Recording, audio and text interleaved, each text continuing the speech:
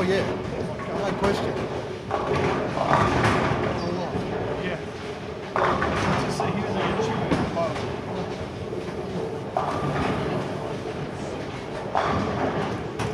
What do you reckon, mate? What do you think? You think so happens?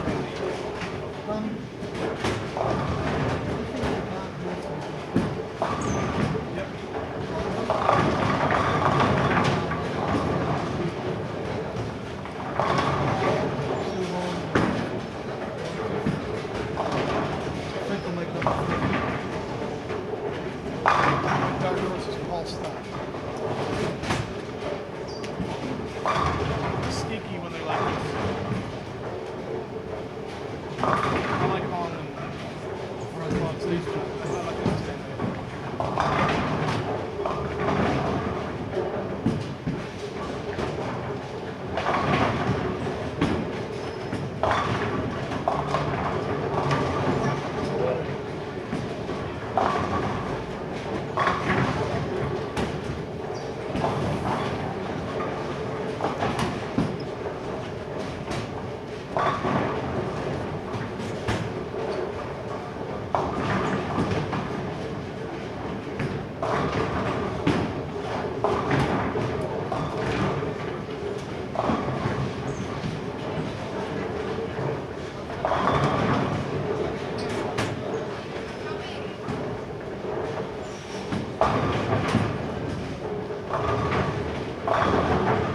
I'm going to have my daily bagel. Do you want anything when I go upstairs? You need coffee or anything? No, just take coffee. All right, brother. Just want to make sure. No problem. Thank you. What are you heading out? Yeah, 6:45 flight out here tomorrow night. Right. So, I'm out for night. how you going tonight? Yeah, Back through LA? no, mate. I'm going to that first and then Are you coming back for the yeah. Okay. So you got a couple of weeks at home? That's good. Yeah. Have the belated birthday party.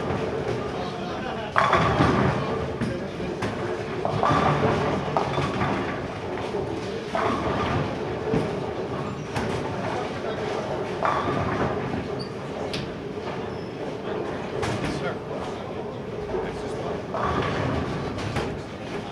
That's crazy. Yes. So I've been following his page. He's been able to do that almost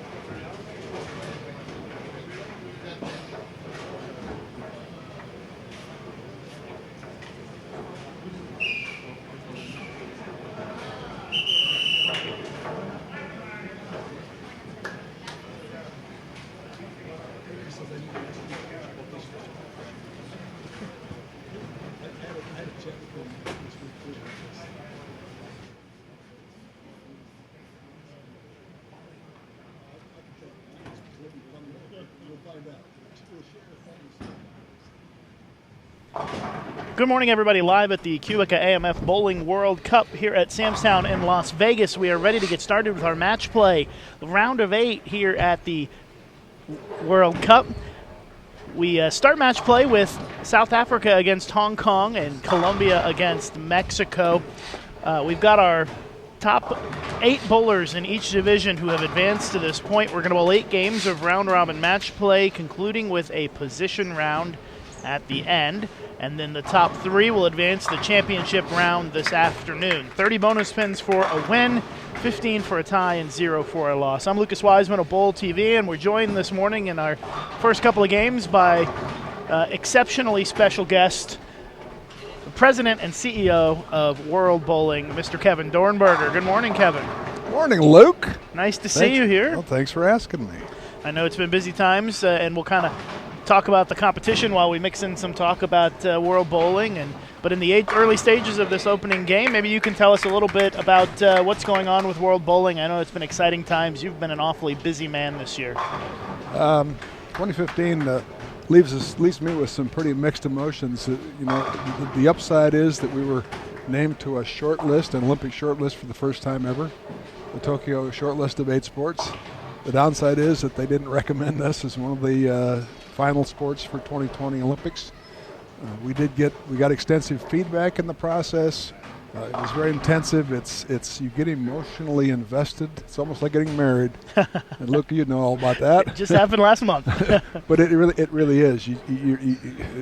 It's your lifeblood. That's all we did this year, pretty much, is the application process, the discussion process with Tokyo. And I think in the end, it'll be good for us because we had to do some self-evaluation. We got some feedback from Tokyo, got some feedback from other sources, and I think we learned at least what the outsiders consider as our deficiencies, our shortcomings that we have to work on. And I think it's hard for people within the bowling world to look at themselves the same way the outside world does. So in the end, obviously I'm happy we made the short list. I'm not terribly happy we weren't chosen off of that, but I think there's more positives than negatives coming out of the situation. And realistically, Kevin, and we're joined by Kevin Dornberger, the president of World Bowling, realistically, the 2020 opportunity was kind of ahead of your timeline, wasn't it? Very much so. There was no such opportunity. When we formed the Friends of Bowling program a year ago, February, the purpose of the program was to get us ready for the 2024 shortlist process, which won't be determined until 2017. So we were laying the groundwork for that when all of a sudden the ISC ground rules changed, and now host games countries get to choose a few sports, and we didn't know what a few was. Nobody knew until they made their recommendations, but they get to choose a few sports to add on a one-time basis to their own Olympics. And so it was a bonus opportunity for us. In our opening game of round of 8 match play here at the World Cup. Once again, for those of you tuning in, we'll bowl 8 games of round robin match play with 30 bonus spins for the winners, 15 for a tie, and after 40 total games, including bonus spins, we will have our top 3 for the championship round this afternoon. And Kevin, an event like the World Cup has to have some significant, I would say, impact on the desire to get bowling in the Olympics. With 88 countries here, it's the largest event in the bowling industry in terms of the number of countries that compete. So it has to be pretty encouraging to walk in here and see 88 flags across the bowling center that, we're kind of moving in the right direction, at least with this event. It's very encouraging, Lucas, and even more so, we're sitting here watching some matches. Looking at Clara Guerrero and Sandra Gangora, 2 of the most athletic players in our group, and hopefully we'll get a chance to talk about that. But that's one of our perceived deficiencies, is that our image isn't what it should be for a sport. And if you watch Clara bowl, if you watch Sandra bowl, these are exactly what our message to the world should be. These are what our athletes look like: young, professional young ladies who perform very well. I have to tell this story. Sport Accord is a large gathering, the world's largest gathering of all sports organizations. It happens once a year, and in 2014, it was in Turkey. And Clara went with us as one of our delegation. And we had a booth. She spent 3 days in a booth talking to people, and I can't tell you, did a demonstration on the lanes, which were in the hotel we were staying at. I cannot tell you how many people from other sports came up and looked at Clara, talked to her, and came over to me privately and said, she's a world champion. They couldn't. Their image of bowling clearly was something other than Clara. And, that's something we don't look at and realize until other people tell you that. She was fabulous. People loved her. People came down in droves for the instruction. It was an extracurricular activity, and it's usually tough to get people to those at big conventions. But they came down and they talked to her, and she was marvelous. And Clara is exactly the type of image that we need to develop for our sport. And right now, Clara is in a tight match here with Sandy Gangora, leading by a mark after 3.5 frames. We've got the top 8 women and the top 8 men on the lanes this morning for 8 games. And we always recap things a lot early on, Kevin, because a lot of people are just now tuning in and finding us on our live streaming. And the finals this afternoon are scheduled for 12:30 p.m. local time here in Las Vegas. We got the World Women's Championships coming up in a couple of weeks. Coming up quick, isn't it? It is. It's less than I go to Abu Dhabi in about 12 days, and it's hard to. Time passes quickly when we're busy, and we are busy, and that's a good thing. We'll have live streaming of that event right here on Bowl TV starting December 7th, I believe. And full week of competition. Quality live streaming, I understand, because you're going to be there. Yeah, that's right. I'll be there along with Matt Cannizzaro. And I don't know if we have local TV again for the event, but we'll find out when we get there. And if so, we'll have some nice live streaming for you. The funny thing about our friends in the Middle East, and I have a lot of friends in the Emirates, in Qatar, in Kuwait, and in some of the countries that folks back home probably don't understand as being friendly rather than otherwise. And once you're there, they can't do enough for you. But once in a while, it seems like it's difficult to communicate, not face-to-face. Their culture is one of face-to-face communication. Yeah, sometimes it can be difficult to get things done by email or over the phone. Very difficult. Well, let's talk about the standings here for a minute. In the men's division, Francois Lowe of South Africa leading by a pretty good clip. He's got a 222.81 average. He has just lit it up the last couple of days, and he leads by 139 pins on the field. Wu Su Hong of Hong Kong is in second, so we got the 1 versus 2 matchup on both these pairs, by the way. Paul Stott Jr. of Ireland is third. Excuse me. Fourth place is Alexei Parshikov of Russia. Fifth place, Muhammad Rafiq Ismail of Malaysia. Sixth place is Muhammad Jarisgo of Singapore. Seventh is Ryan Lalisang of Indonesia. And eighth is Tomoyuki Sasaki of Japan. So that is your top 8 field this morning for the men and for the women. It is Clara Guerrero who is leading the way. The women's division leader went back and forth several times yesterday, and Clara ended up on top after the last game with a 215.66 average. She leads Sandra Gongora of Mexico, who's her opponent this game, by 27 pins. Shannon Pluhowski of the United States is third. Maria Bolanova of Russia is fourth. Isabel Hilton of Sweden, fifth. Geraldine Ung of Singapore, sixth. Siti Safaya of Malaysia, seventh. And Sanna Passanen of Finland is eighth. I would say we have a nice wide range of countries that made it to the round of 8 this week, Kevin. We do. And I've seen virtually all these young ladies at our events at the World Championships, some of them starting with the World Youth Championships. And it's refreshing to see a group of ladies that probably averages 25 years old and all athletic. And again, I think this is something we have to work on. I think it hasn't always been true in the past. I think there was a time when bowling federations didn't concern themselves very much about the athletic prowess of their players, and I think those times are gone, hopefully. Yeah, Clara's stepping up. Clara and Sandy both bowled collegiately at Wichita State, and kind of, as you said, Kevin, fit the mold of the modern bowling athlete that you're trying to promote at the world level. Clara with a strike. They're both bowling pretty well this game. And then Wu Su Hong, he's another one who's fit and fits the profile that you're looking to promote at the world level. And you know, when you watch the Olympics on TV, you see fit people, don't you? You see lots of fit athletes competing, and I guess that's kind of what you want to promote from a sport. In most sports, it's very difficult to be a world-class athlete if you're not fit. I mean, there are some exceptions, but a few. Yeah, but not many. But the IOC and the outside world doesn't really understand that. You know, if we have athletes that are 40, 50 pounds overweight, they don't get that. Their first sight is, wait a minute, that's not an athlete, not like how I envision an athlete. And it doesn't make any difference what their skill level is. They can't get past the appearance of the person who's bowling. So it's tough. I understand that for federations, many of whom don't pay their athletes, many of whom rely on the athletes volunteering their time, it's tough for a federation to say, hey, you know, we need you to work out. We need you to get you to the gym. Because the athlete in many places can just say, I don't want to do that, I quit.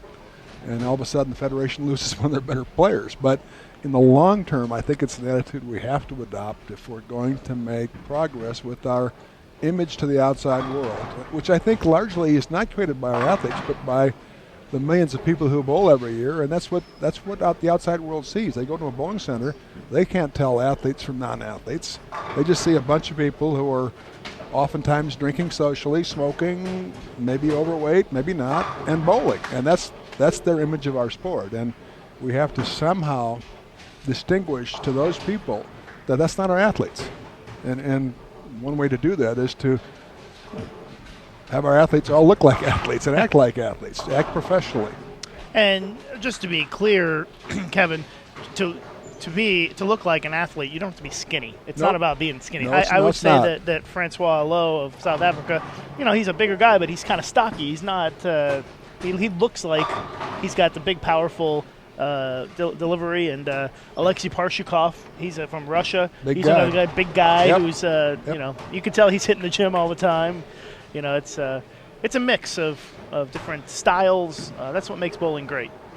It is. You know, the funny thing about Francois, most people probably have never heard of him, but I was in South Africa, and I think it was 2010 for the World Cup, and he finished fourth. He finished just outside the semifinals and finals. Yep. I could tell you at that point, Francois, and I'm not releasing any secrets, he was heavier. Yeah. It looks like he's made some efforts to reshape himself and to become more athletic, and I applaud that decision on his part. Probably on the federation's part, because it's an effort we all have to work at together. And Francois is the lone representative of the African continent in our field today, and I know that trying to form an African federation and grow the sport in that zone is very important for you guys, isn't it? I introduced you yesterday to the bowlers from Eritrea and Ethiopia, who are very interested and passionate about trying to get bowling, growing in that part of the world. Wonderful guys. I spent some time with them, well-spoken, obviously well-connected. And Ethiopia is a member, but frankly, they've had a history of paying dues, not paying dues, and we lose them as a member, we gain them as a member. These guys are more serious than that. They want to become a productive member of the African zone. We're going to form it. It's going to be formed next month in Abu Dhabi, and I believe it'll be adopted by our Congress. Eritrea wants the membership information. They want to become a member. Sierra Leone has been corresponding with us. They want to become a member.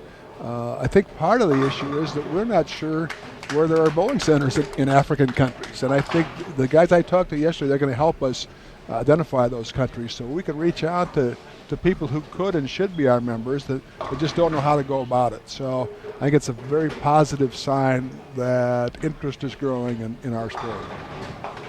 Francois with a couple of splits back-to-back here is letting Woo-Soo Hung back in this match.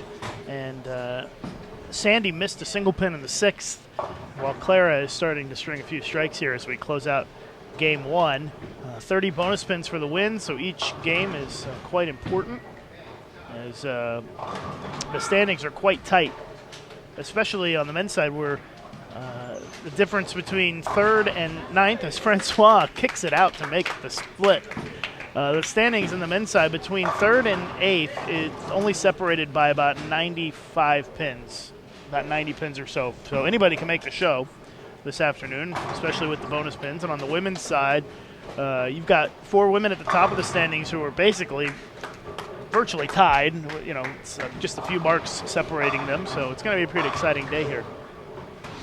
You know, I noticed the men's match that you were watching is pretty low scoring. We were here in this center in August for the World Senior Championship, which USBC also live streamed. And one thing we learned then is that this center has a lot of variety in pairs. Yeah. There's some high-scoring pairs and there's some low-scoring pairs. And my suspicion is that 19 and 20 probably is not the favorite pair for the guys. Yeah, it's the fresh has been a little bit tricky for some of the guys. You know, I kind of expected that Francois Lowe would come out here and bowl a pretty good game. He shot 250 on the fresh yesterday on our live stream pairs. But so far, a lot of red dots up on the screen. It's Clara trying to extend the string, leaves the 2-4-5, and she still has the lead here against Sandy.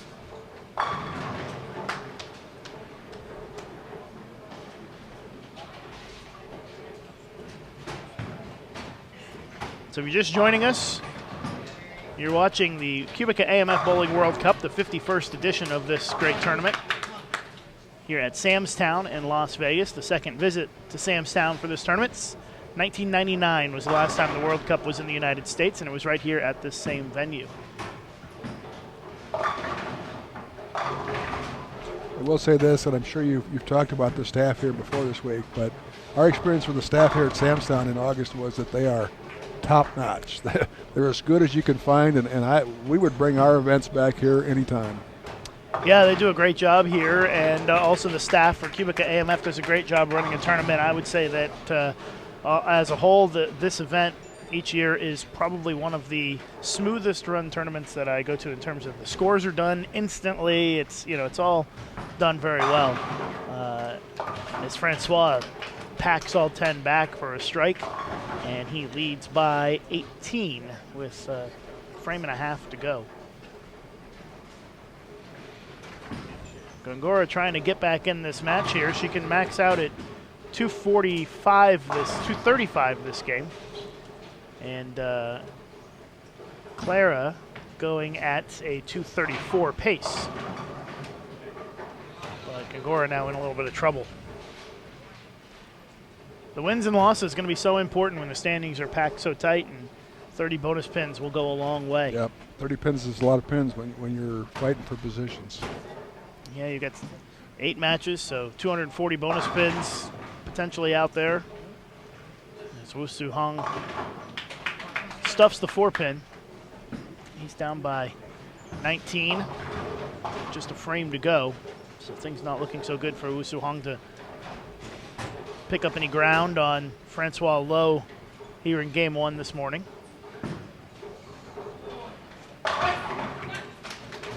See, maybe off to the right of your screen, Alexei Parshikov just tossed a big strike as he takes the lead against Paul Stott of Ireland.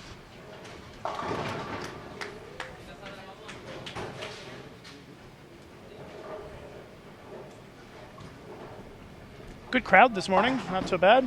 It's, usually they trickle in first thing in the morning, so it's not so bad to have quite a few people here watching. Yeah, early in the morning in Las Vegas is not a not a normal time for people to be up and about. No, it's not. And 9:20 in the morning is not that early by most standards, but it is in Las Vegas. Yep. Some people are just going to bed. That is true. Here's Clara trying to lock up this win, and she will. Gets the strike, and Clara with a great game this morning, going to solidify her lead here after game one. Francois trying to close out game one here in style. Very high rev power player, isn't he? He is. He's got an impressive game. Yeah, and I did spend some time with him at the World Cup when it was in Johannesburg. He's a really good guy. You don't see him much because South Africa is thousands of miles from any of our events. Yeah. Their federation had some issues with the previous president. They don't have a lot of funding, and I think there's just not any money for Francois to travel. But he at some point, I hope that changes because he's certainly amongst the class of the best athletes.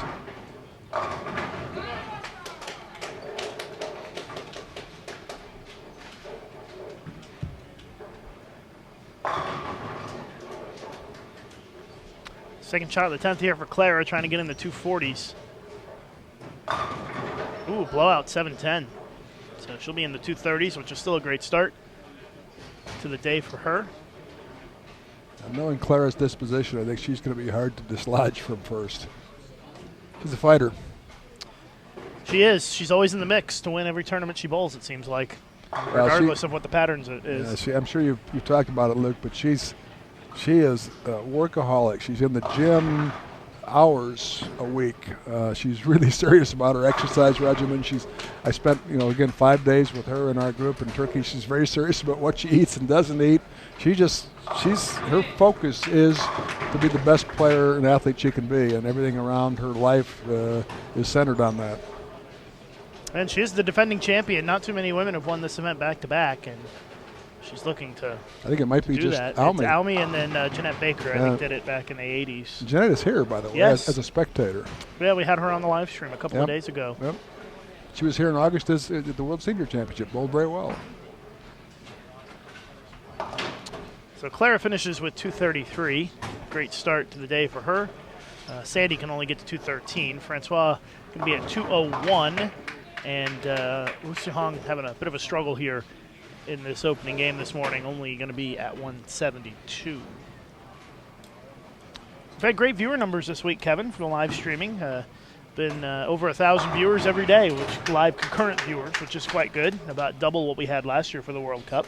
I think the time zone here helps. It's kind of the sweet spot for Europe and Asia and the U.S., so hopefully we'll have some more big numbers this afternoon for the finals. Well, Luke, plus as your fame grows, you're going to have fans that'll tune in just to hear you talk. No, it's not about me. It's about the bowling. It's one thing we focus on here on Bowl TV. Is we like to talk about the bowling and the competition and not about other things. So just finishing up here, game one. We've got 7 more games to go. Kevin Dornberger, President and CEO of World Bowling, is in the broadcast booth this morning. We'll keep you around for another game, Kevin, if you don't mind. That'd be fine. All right. I think Jerry Edwards, Puerto Rican head coach, is going to come in and join us a little bit later this morning, so we have that to look forward to.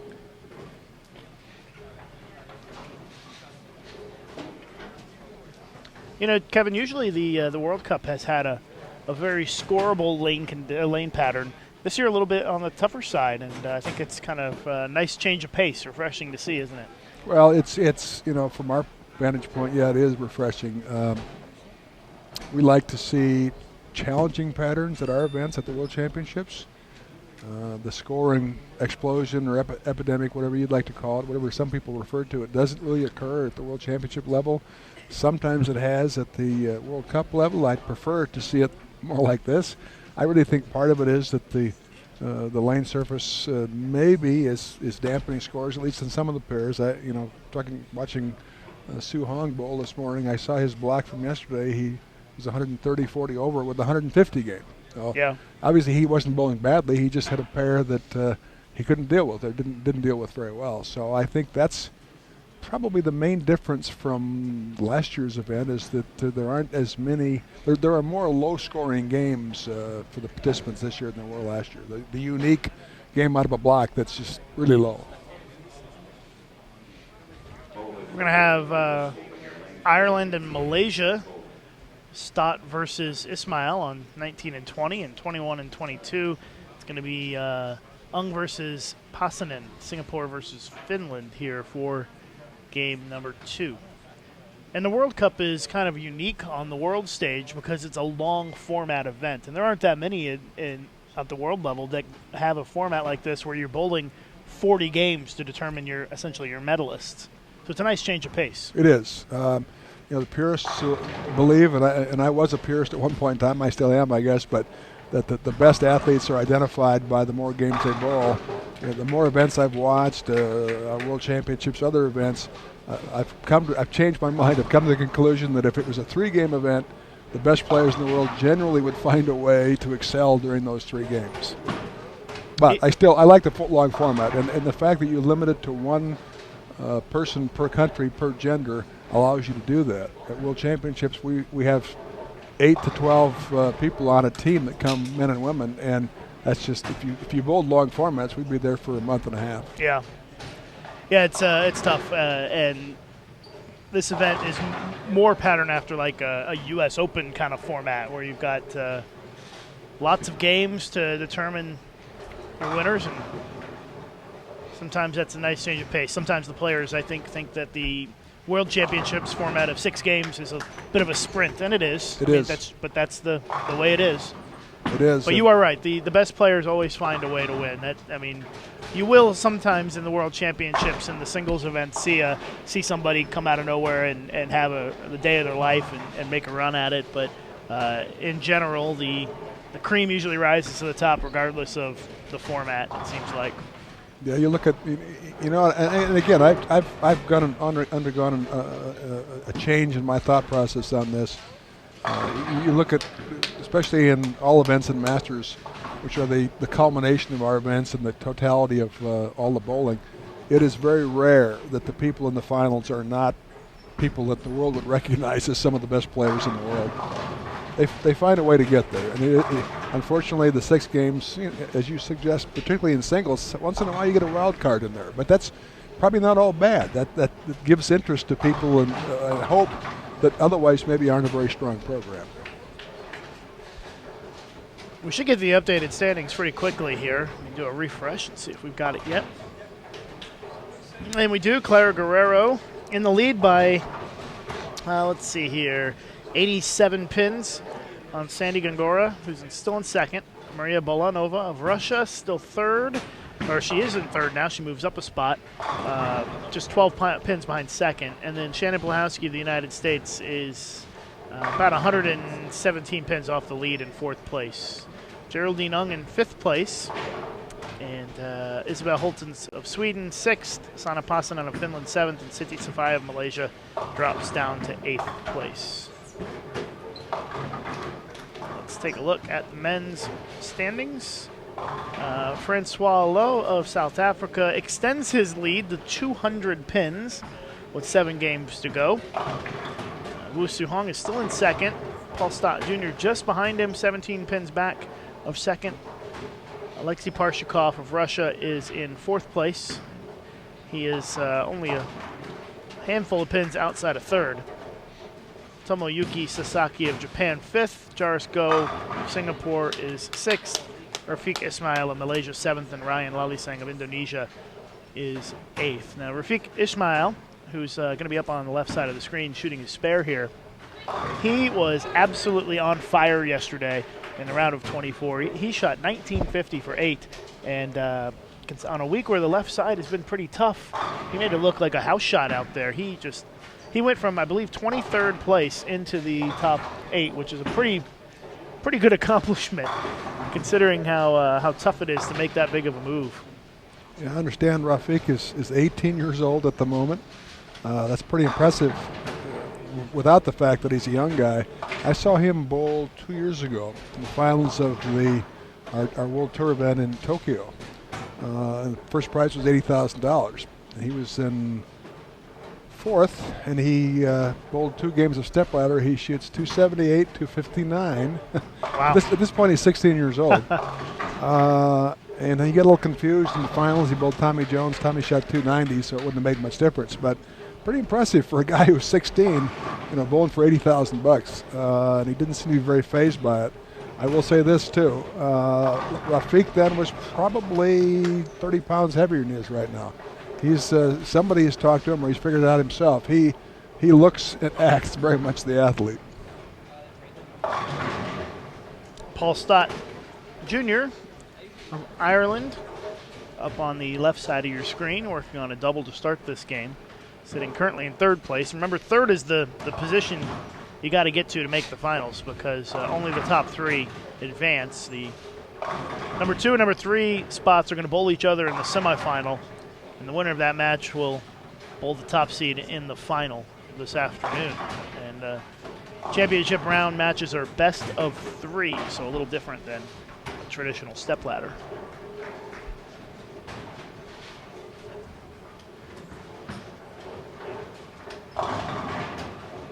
There were some questions this week about the perceived level of difficulty of the left side of the lane. There was some criticism by one of the players. Someone said only two lefties made the round of 24 on the men's side. Well, there were probably only 4 or 5 lefties in the entire field, so I would say that's not a bad percentage. Watching Rafiq and the other lefties I watched earlier in the week, what he's done, I think, is figured out on his side. He's gone from hooking the ball to throwing it 23, 24 miles an hour straight down about 5 or 6 board, and all of a sudden he's scoring.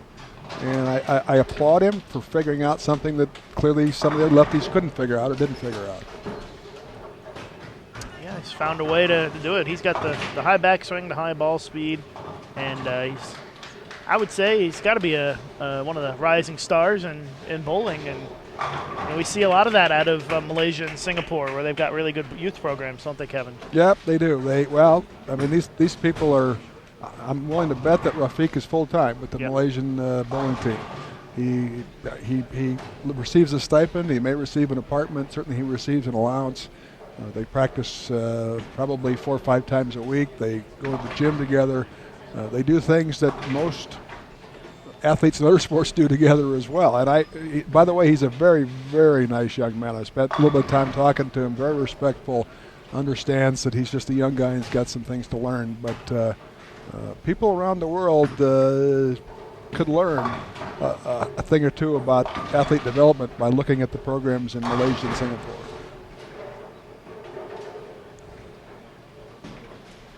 Game number 2 of 8 here in our round of 8 at the World Cup this year.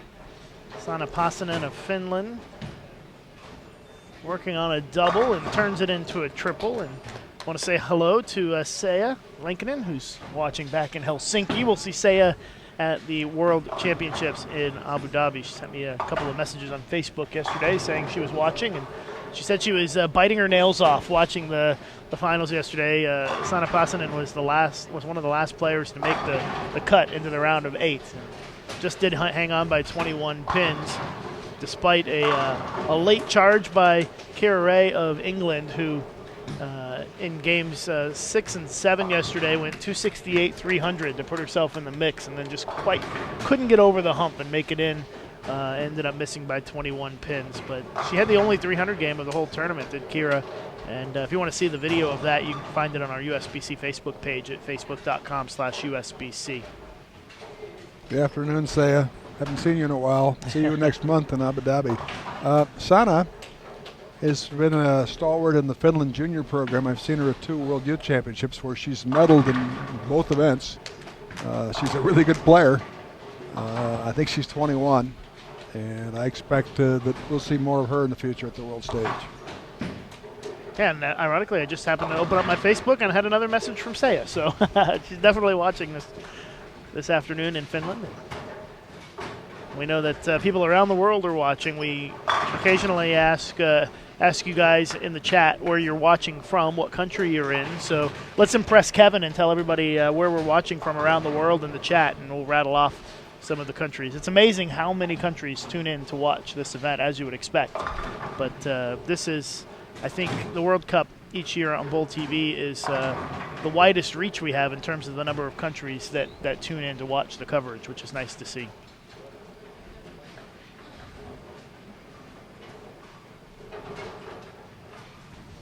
Once again, the scoring pace a little bit on the lower side on our men's pair, 19 and 20. While the women's pair is a little bit higher.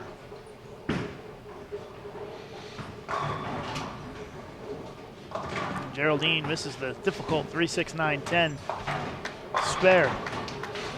But Kevin, when are we going to get you back on the lanes again, buddy? It's been a while, hasn't it? It's going on 5 years, and I have a very bad left hip, and it's from 55 years of bowling. My right hip is just fine. My left hip is not very good. I'm probably a candidate for hip replacement, but at this point in my life, busy. I don't have time. Yeah. That's 2 months to shut down. There's just no way in the world. So that's going to wait. So resuming my bowling career, if that happens, is going to wait. We'll see. We'll get you in some senior coffee clutch leagues here. No. Okay. If I'm bowling again, it's going to be at some competitive level. World Senior Championships, maybe. That'd be cool, but that'd be also a lot of work. I don't know if I got the time or the energy for that anymore. All right, so we've got people watching in Maryland, Ohio, Finland, Indiana, Singapore, Malaysia, Russia, Poland, Australia, Sweden, Canada. See, we're all over the place with our viewers, aren't we? Another one from Sweden. Live streaming is very big in the Scandinavian countries, Sweden and Norway, Finland, Denmark, up there. The Scandinavian countries take bowling very seriously. Yes, they do. Finland, where Sanna Passanen is from, they have a training center up I hear it's kind of in the middle of nowhere. It is. But it's nice, huh? It's not quite at the North Pole, but it's up that direction, Courtenay. And it's amongst other, it's an all-sport training center, and bowling is one of the few non-Olympic sports that's located there. The Finns recognize that we're a sport. They love our sport, and we're amongst equally competitive sports in Courtenay.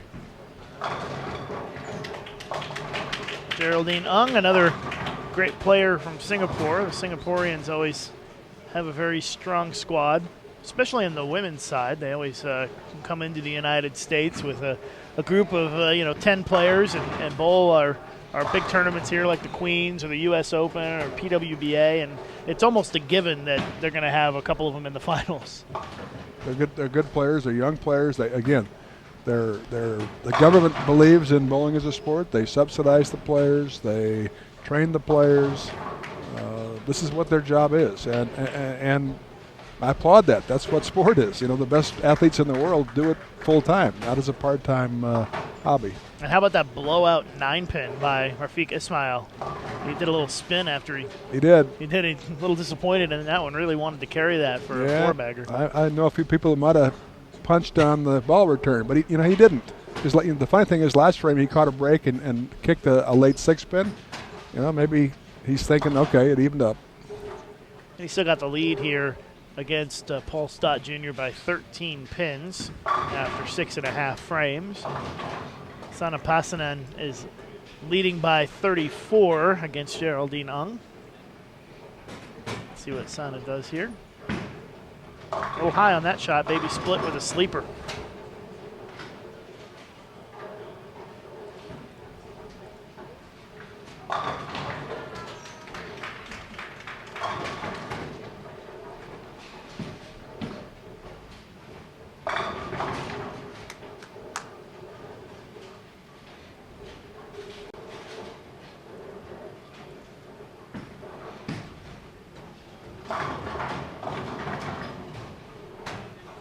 Paul Stott just not able to get any strikes going here. Leaves the single pin.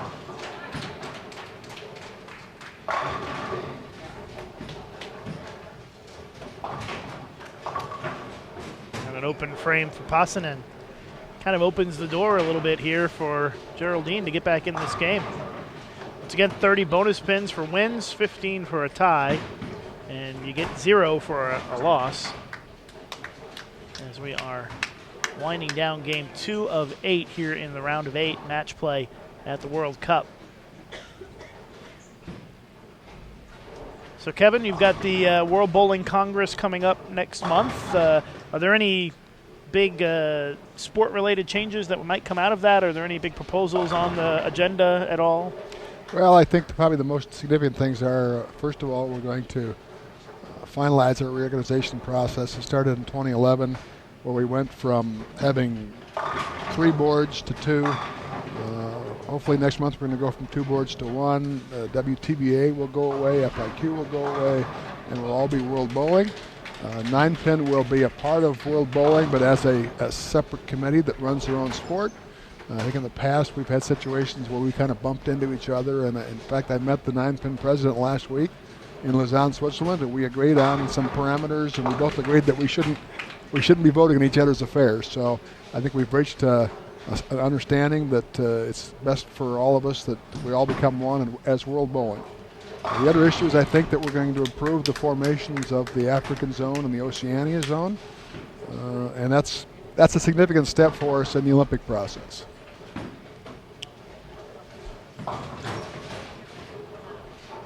So that'll be all next month, and I'm sure you guys will put out a press release or some information on that and what's going on at the Congress. Sometimes you never know what's going to happen at the World Bowling Congresses. It's probably like voters everywhere. Once in a while they surprise you. You think you know what to expect, and not always. But to me, these are logical steps that there is no other option, and hopefully they see it that way. And the World Bowling Congress is made up of representatives from all of the different bowling federations within World Bowling who come together and vote on the procedures and rules and policies of World Bowling, right? That's correct. There's now 115 10-pin federations, including some provisional ones that will be undoubtedly approved in Abu Dhabi, and there's another 26 9-pin federations, and probably 60% of those will show up this year, which I think is a pretty darn good number. It's a big shot there by Pasanen.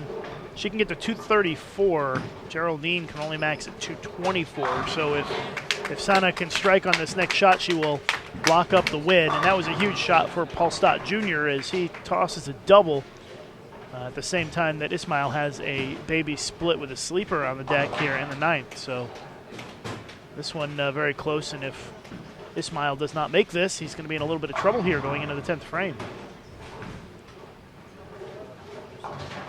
A possibility of a tie on the women's side. Yes, there is. Let's see what Sana does here. Well, gets the 8 count.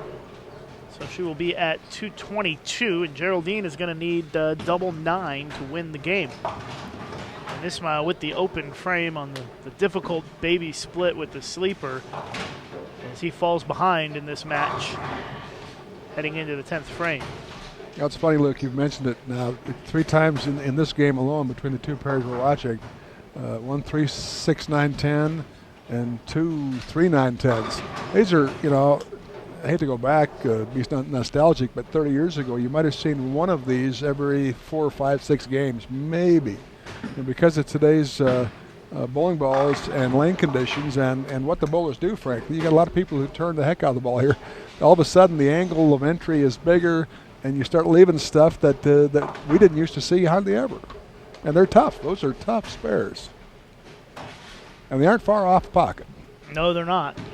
And Pasanen's going to win because of that ring 10 by Geraldine. Paul Stott trying to close out the win here.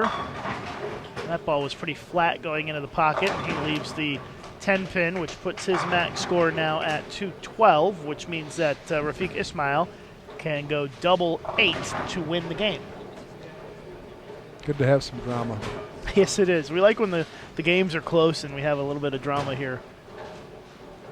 So we'll see what the lefty does as he steps up on the approach on the far left side of your screen, needing a double and 8 to lock up the win.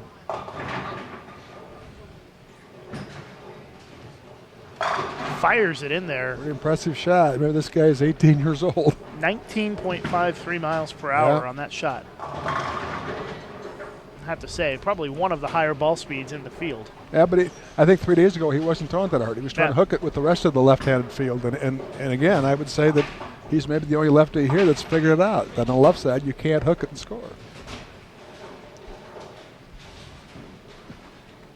So we'll see if he can get one more here. It was 222 to 203. Pasanan defeats Ung. And our drama here for this game is coming from Rafiq Ismail of Malaysia. Left side of your screen. Must have this strike.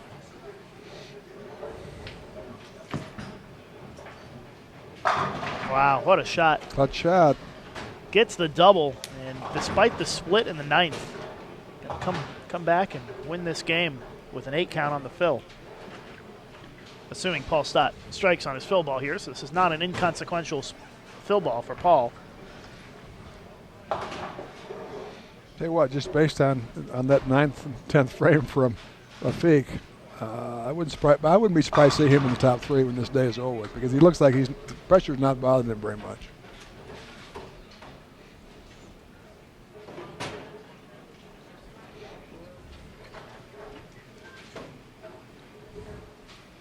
Don't screw it up, Rafiq, and throw a 6 in this shot. Yeah, he needs at least 8 for the win. 7 would be a tie, and 6 or anything less is a loss.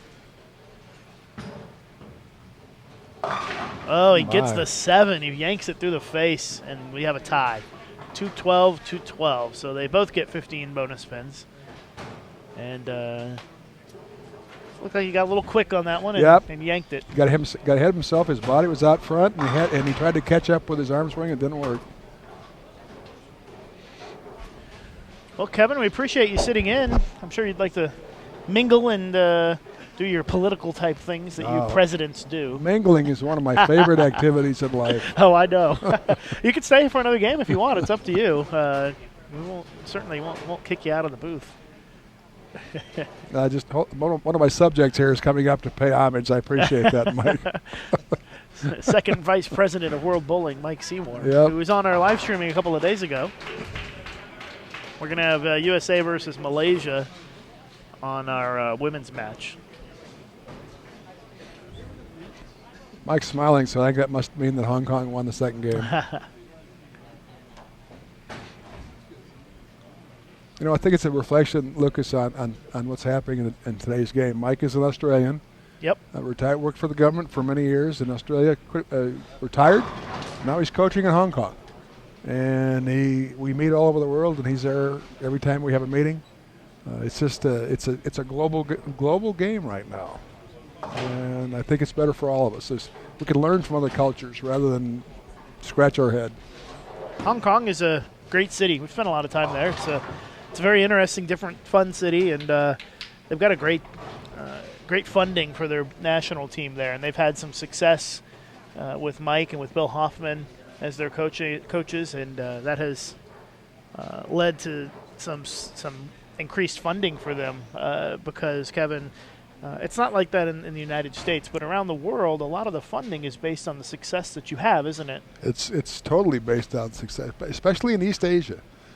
Japan, Korea, Malaysia, Singapore, Hong Kong, Indonesia. The government supports virtually all sports that they consider important. They support bowling. And the bonuses that the players, the athletes might receive for performance are staggering.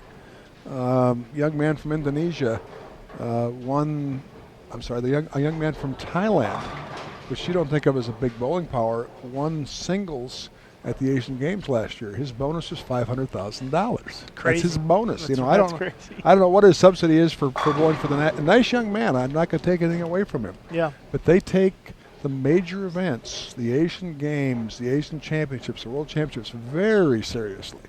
And you get that financial incentive. It really incentivizes you to work hard and try to achieve the top spot. And yeah, I know that the Asian Games, Asian Championships are very important to the Asian federations, and they get, if they win some medals, they get significantly more funding and for their program. And it's kind of a catch-22. If you don't have any funding, it's hard to get better. But so it's hard. They put pressure on the coaches and the athletes. Yep. That's professional sports. I don't mind that. The coaches and athletes get nervous, but if they perform, they get additional funding. Bill Hoffman's a good friend of mine. I talk to him quite often, and every 2 to 4 years they're evaluated. And if they haven't met certain metrics, and the metrics are in the major events, their funding is cut or even eliminated. It can be if they don't perform at all. So they're always under the gun to perform in major events, and I think in general, if you have the right athletes, that's successful. And I don't think we talk about that enough in bowling, and in terms of the incentives that some of the players get. Like, I don't think that people around the world realize that the guy from Thailand got $500,000 and how significant that is for our sport. It's something that we don't really talk about, and maybe are afraid to talk about. I don't know, but it's I think it falls into that category of who's a professional, who's not. Yeah. Some people will tell you that there's only 3 categories of professional bowlers: the PBA, the KPBA in Korea, and the JPBA in Japan. I would say that's hogwash. Yeah, I agree. The young man in Thailand who got a $500,000 bonus for winning singles at the Asian Games, he's a professional, because that's all he does is bowl for Team Thailand. There are people in the Scandinavian countries, that's all they do, and yet some of them at least don't have a professional card because they've chosen not to join PBA. Well, people think that, well, okay, then we only have a few professionals and it isn't really widespread. Well, that's not true. There's professionals probably in every single country that bowls in this world. They just don't have a card, but they make their living from bowling. I think that's important. I think if we have a sport where you can't make a living, then we don't have a sport anymore. And I would guess that a lot of the other Olympic sports have incentives for their athletes when they win, and you see them. Some of them become big stars on cereal boxes and commercials and endorsement deals, and maybe one day that's bowling. Who knows? There's a young lady that bowled for the Malaysian women's team who's now probably late 30s. She's got a family, and she's not bowling so much anymore. But at one point in time, she was the most famous athlete in Malaysia. She had billboards with her photo on it. She was big endorsement deals. Very, very famous, and she's a bowler. We don't get that. The U.S. doesn't understand that's the way it is in some parts of the world. I think it's wonderful. Yeah, and you're talking about Shaolin Zulkifli. Yeah, Shaolin Zulkifli. I was in Malaysia one time and was out to dinner with Shaolin, and we were just at a regular restaurant, and the waitress comes up and was starstruck. Couldn't believe she was meeting Shaolin Zulkifli, and it was pretty awesome to see that bowling is so respected there, and she was a big-time athlete in that country. I think the program to me that's the most fascinating is Korea. At first, I didn't understand the Koreans. They had a coach at one point in time that, we'll just say, is a little brutal. Yes. He delivered physical punishment during championship matches, which I couldn't understand how that could help the players, but it was very common. And thankfully, that's changed. They've changed regimes. They've got new leadership, and new leadership doesn't believe in that. And they've got happy athletes now, and by the way, their athletes are performing better than they ever did, which is always pretty good. But they have an incentive and a disincentive program. Yes, they do. If you perform well, first of all, they choose their team typically 9 months or so out from a major championship. They bring them together. They put them in dorms on the Korean Olympic campus. They're the only sport that's not an Olympic sport that has facilities on their campus. And for 9 months, they train together, and they eat together, and they work together, and they get Sunday afternoons off, and that's it together.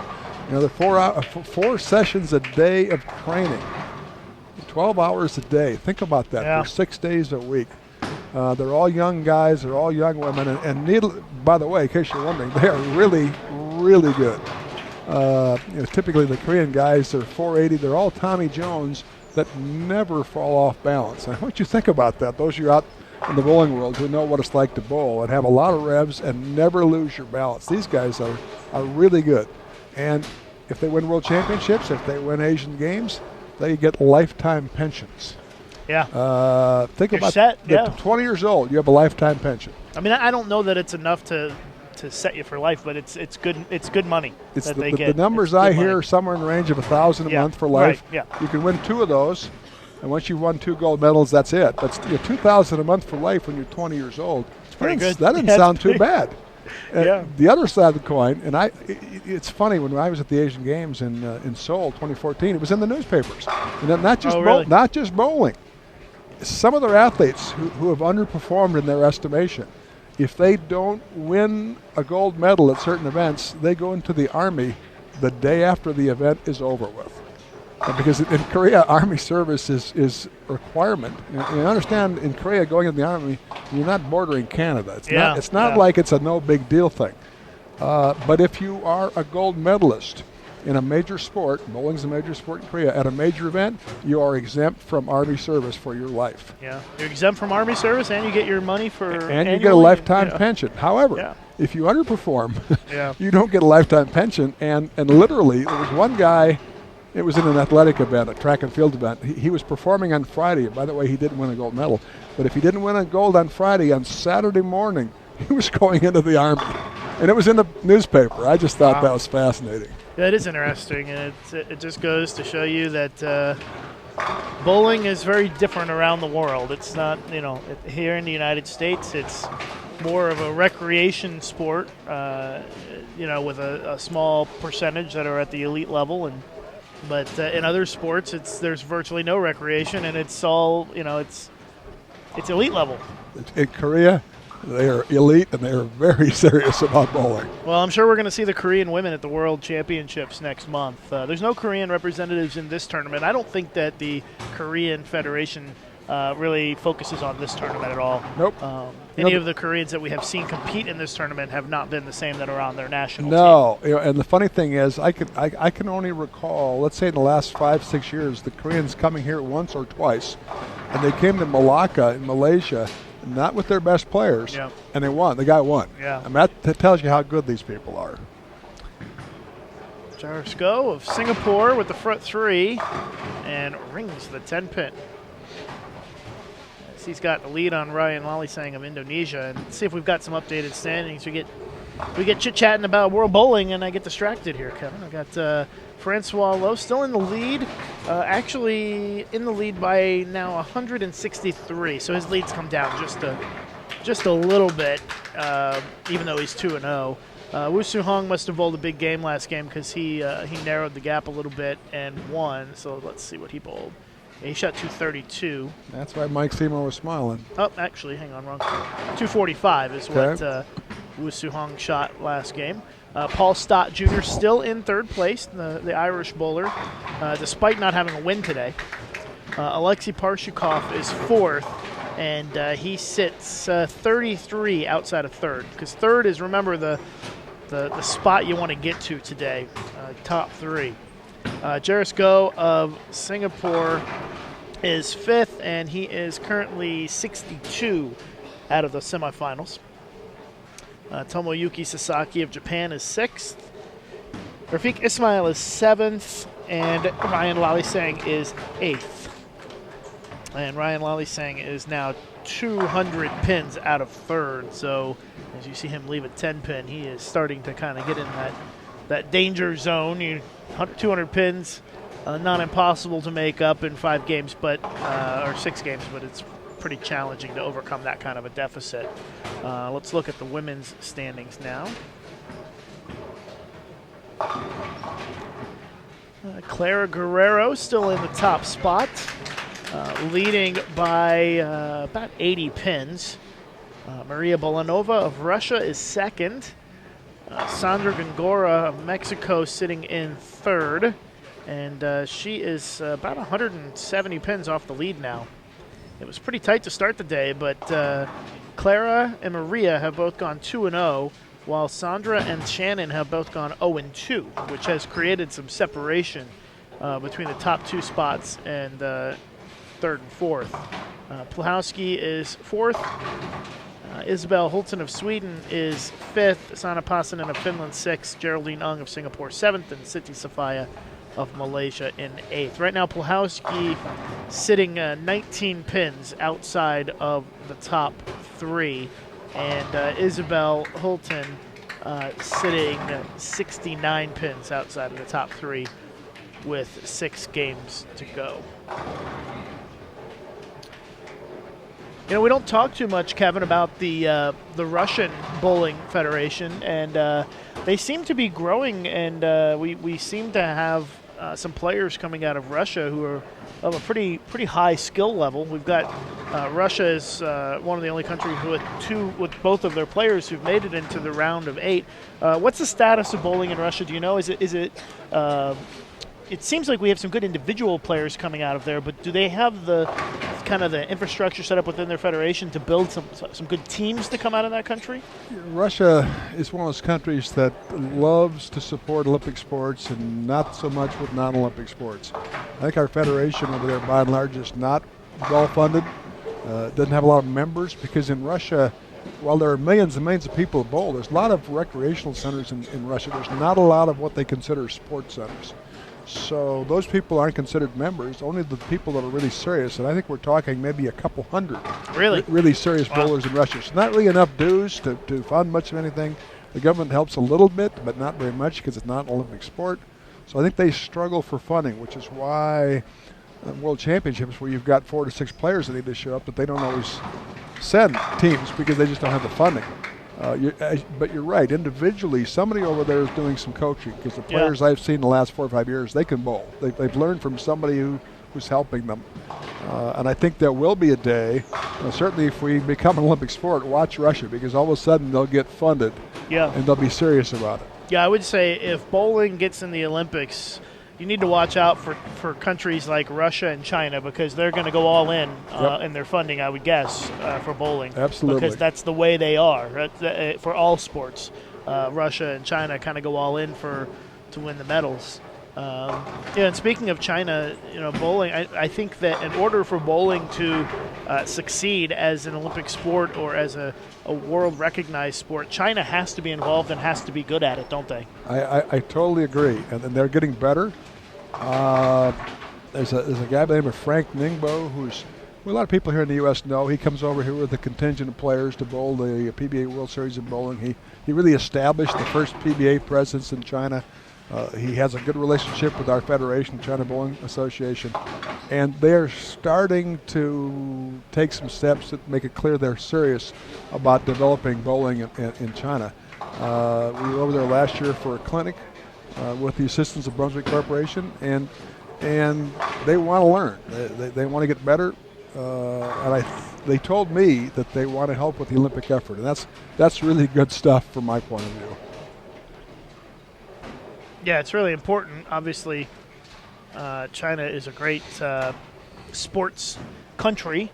They really support sports, and need to get them on board. And I think that with so many people who live in China, you think that they could have some pretty good talent come out of that country at some point with the proper organization. 1.4 billion people, and the funny thing is, 20, 30 years ago, you could say China was kind of a poor country. That's no longer true. No, yeah. There's a lot of money in China, and in some places, or a lot of places in the world, bowling is not a cheap sport. Correct. It's a sport for people who have a little bit of money, and now there's a large number of people in China who have a little bit of money. So I really think there's potential for that sport to grow exponentially over the next few years in at least parts of the country. And they're moving. It's funny. They're moving much of their population to the East Coast, out of the middle of the country where it's a difficult life, frankly. There's desert, there's drought, there's mountains, and they're it's fascinating. They're building new cities that didn't exist before. All of a sudden, in an area there was nothing,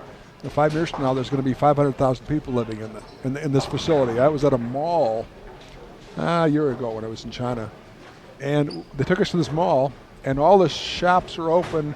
They're all brand names that you'd know of. And there was no customers because nobody had been relocated to this area yet. It was going to be 2 or 3 years before they had residents. And yet somehow these shops are open. Somebody's paying the bill in the meantime. It's a fascinating model, but it works for them.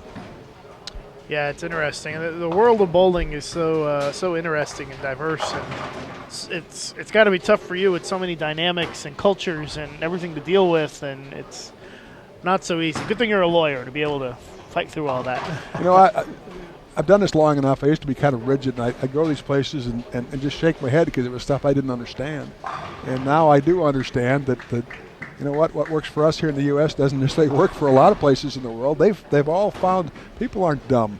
They find systems that work for their culture and their level of wealth or lack thereof. And I will never again criticize a culture because they do things differently than we do.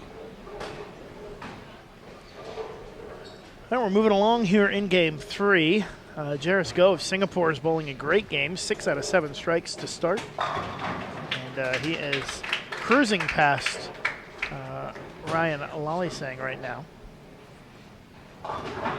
Yeah, Jairus, another nice, respectful young man. Jairus is 20. I've seen him 3 or 4 times in the last couple of years bowling for the Singapore youth team and the national team.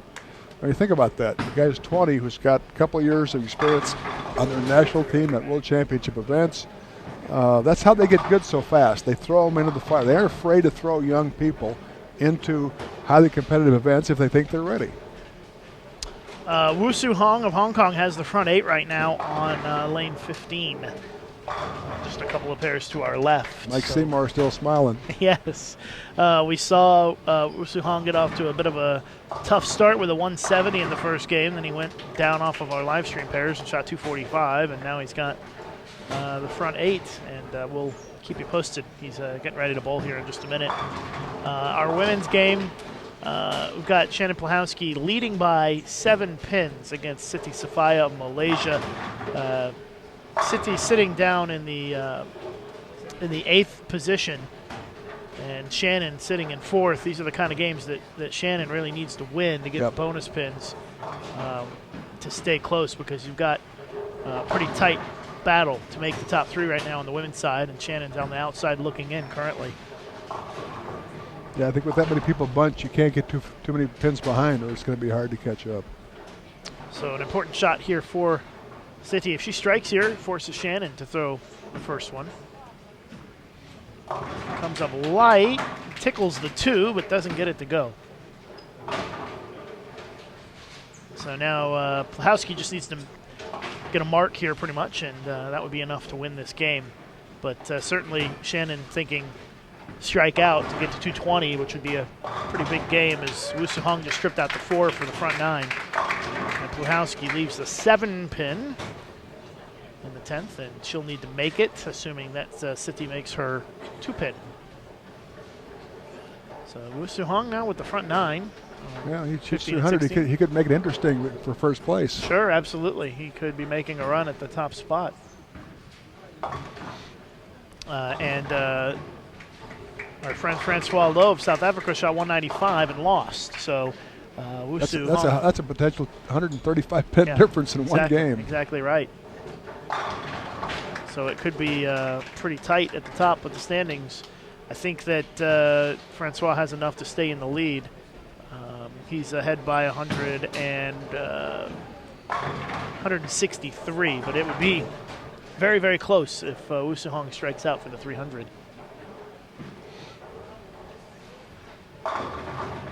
So Plahowski's going to defeat Safaya. Assuming she gets 7. Yeah, well, no, she needs 3. Okay, sorry. I'm old. My math isn't as good as it used to be. Needs to keep it on the lane pretty much, and she does. That's enough for Plahowski to win. 203 to 196. Wu Su Hong up on the approach, getting ready to bowl with the front 9. And no men have shot 300 yet this week, have they? No, only one 300 by Kira Ray of England on the women's side. Wu Su is just releasing the ball right now. Nope. Oh, he went high and left a 7 pin. Kind of a weird 7 pin. Jairus Go with a strike here. He is potentially going to shoot 279 in this game with a win, and plus 109 this week with the bonuses. A pretty huge pickup if he can do that. Jairus is sitting in 5th place right now, and he is just 62 pins off the lead. So you're 62 pins off, off third. So 62 off third. You got Paul Stott of Ireland losing to Wu Su Hong. So Jairus could move all the way up to around third place with this big game here in Game 3. So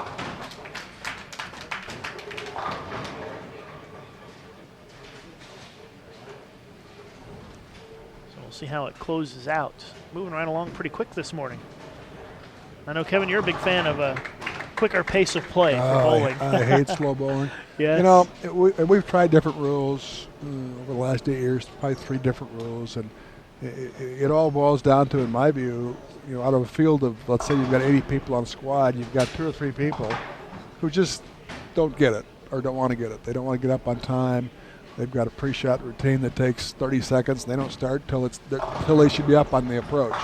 And unfortunately, when you're changing lanes every game, the whole squad is at the mercy of the slowest player in the field. So that's true. I think our challenge in the future is to somehow identify those slowest players and find a way to get them moving. We haven't found it yet. It ruins the spectator appearance and the outside media appearance because it just takes 4.5 hours for a squad, and you know, under our current system, qualifying squads, they don't even determine who wins and loses. That's just a preliminary. Who can watch that? Yeah, it seems to be pretty long for preliminaries. Too long. We need to fix that too, one thing at a time. All right, so Jarris Go trying to close it out here. 2 more shots to come for him. Trying to get to 279.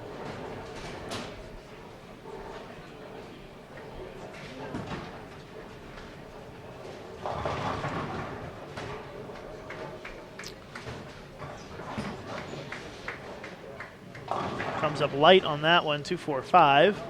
So he'll be in the 260s, 266. But with the win, basically it becomes 296. And he will make up some considerable ground on the top 3. Well, Kevin, it's been a pleasure to have you in this morning. We're going to have Jerry Edwards coming in here. No offense, but she's much nicer to look at than you are, buddy. Some people don't think that, but I think the majority probably agree with you. I'm sure that Jerry's awesome. Dee would disagree. Yeah, Dee would, but Jerry's awesome. Yeah, we're going to have Jerry in and talk to her for a little bit. She's the Puerto Rican national team coach and former coach of Team USA, and said she would be happy to join us here this morning for a while. So we appreciate all the good insight on World Bowling and what's going on with you guys, and we'll have you back in at the World Championships. Lucas, I appreciate the opportunity, buddy. Keep doing the good work. All right. Thank you, Kevin. Thanks. And we'll see you in Abu Dhabi. Yep.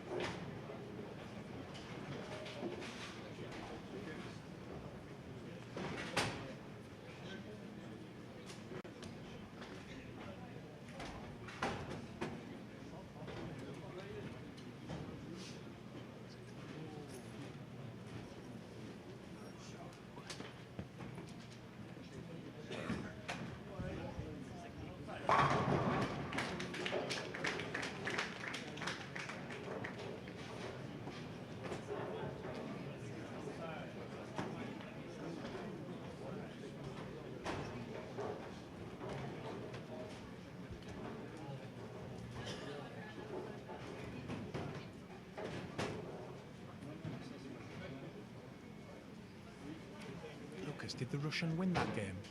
The Russian male?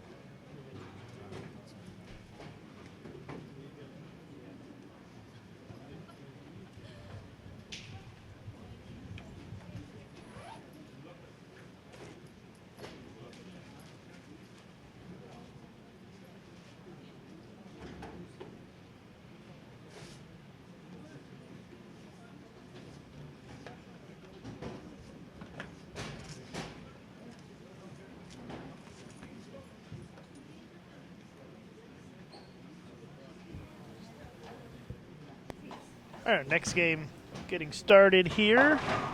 Got Rafiq Ismail of Malaysia back on the featured pairs again, taking on Sasaki of Japan here in 19 and 20. Looks like it's going to be Sweden against Colombia on 21 and 22 for Game 4.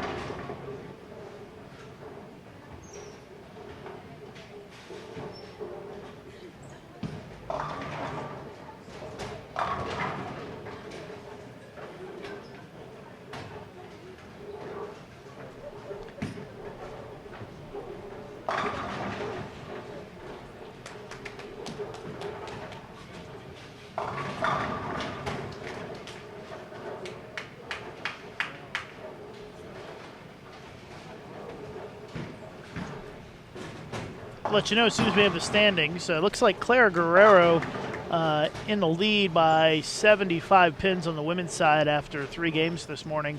Maria Bolanova of Russia still second. Sandra Gongora is third. Shannon Plahowski of the United States is 19 pins outside of the number. Isabel Holton of Sweden, 128 back of third. Sanna Passanen of Finland is 133 pins behind third place. Geraldine Ung of Singapore is 136 pins off third.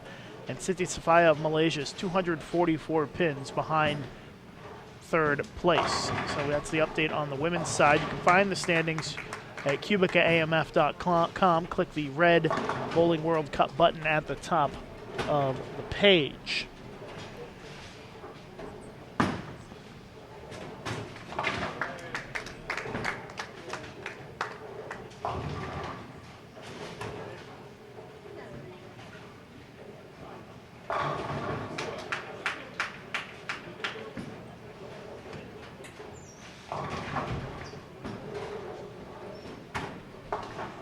Men's side, Francois Loh still in the lead.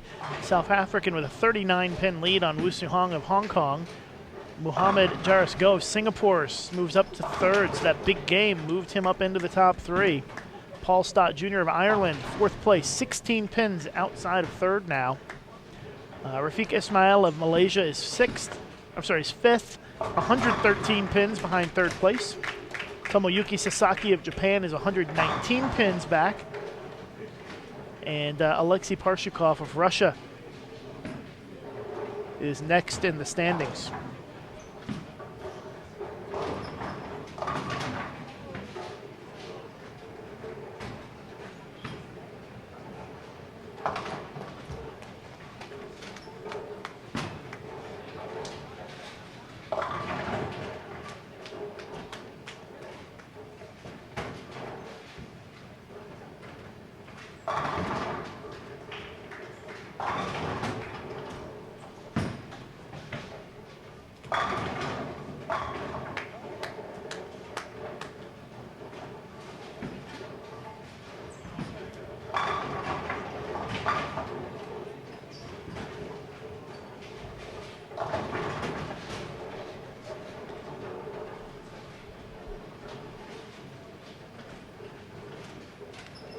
Once again, you can find the standings at QubicaAMF.com. Jaris Go of Singapore, 3-0 today, the only player in the men's field who is undefeated after 3 games of match play. Everybody else has at least a loss or a tie. And on the women's side, Clara Guerrero and Maria Bolanova are both 3-0, and they are the only 2 undefeated players on the women's side.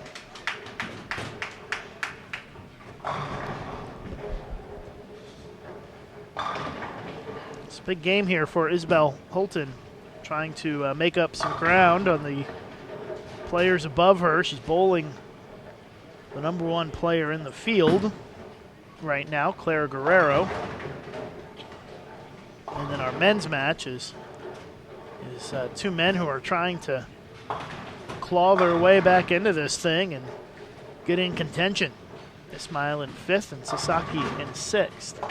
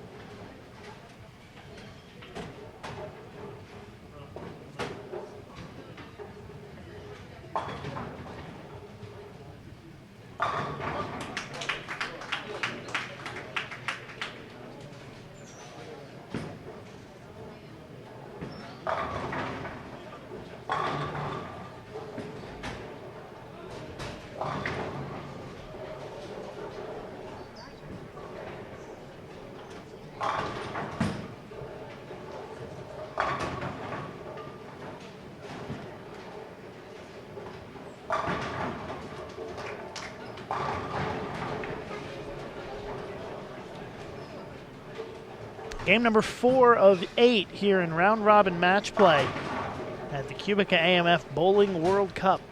From Samstown in Las Vegas, I'm Lucas Wiseman. Thanks for joining us this morning as we are going to narrow our field down to the final 3.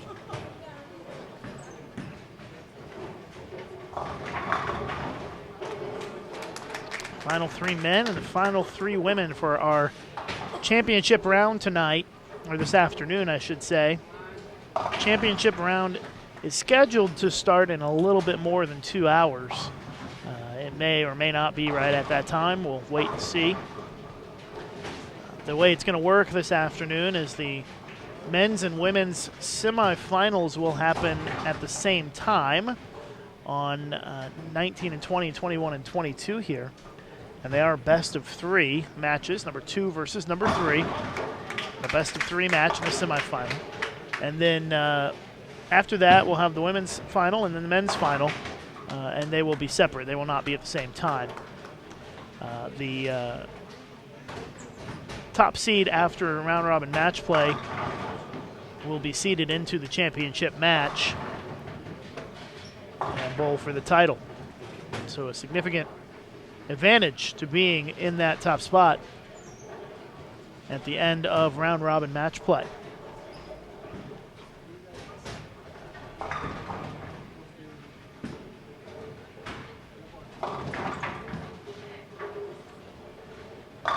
Clara with a good shot, leaves the 10. Not a lot of strikes being thrown in our women's match here this game.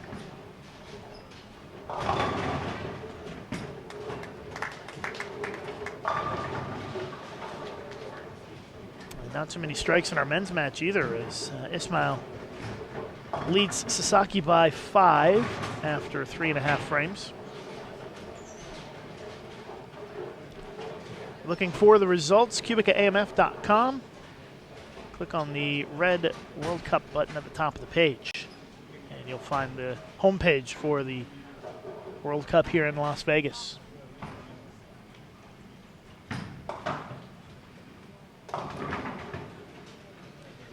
Sasaki with the washout. Actually, the head pin was spinning around a little bit. I think the ball actually touched it a little bit and spun it around a bit. Ends up getting 5 on that shot.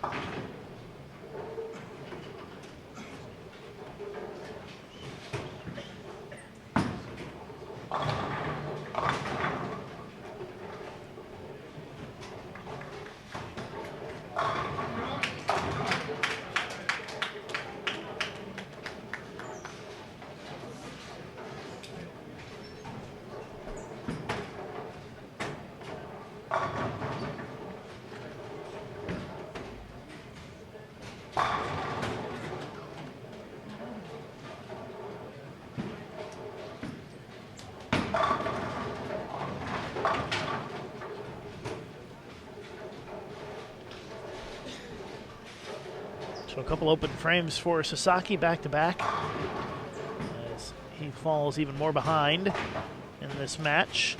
Down by 17 now. Guerrero down by a pin against Holton after 5 frames.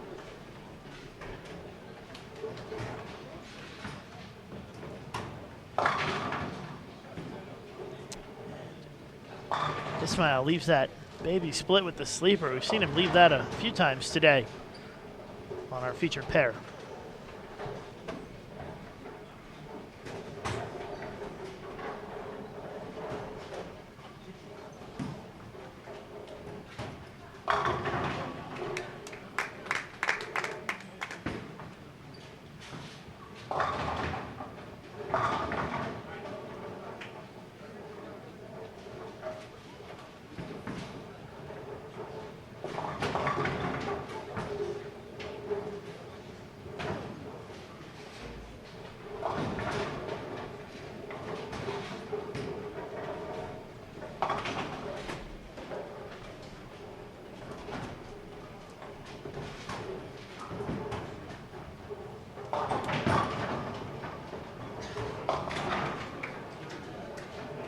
Split for Holton in the 6th.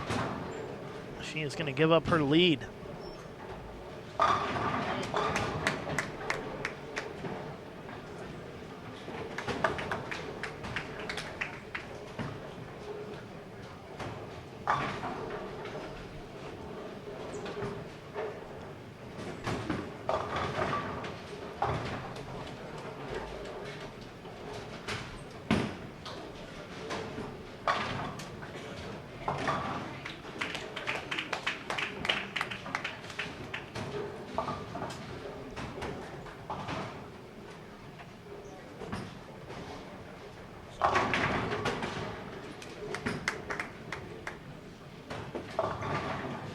Guerrero now up by 13 with 4 frames to go. If Clara strikes here, she will jump up to a 23-pin lead.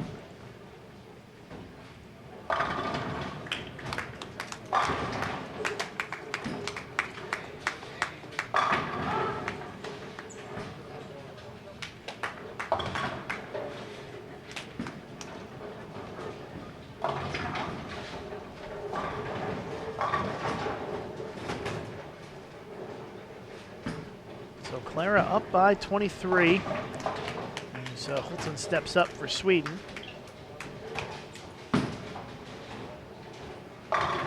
Great shot there.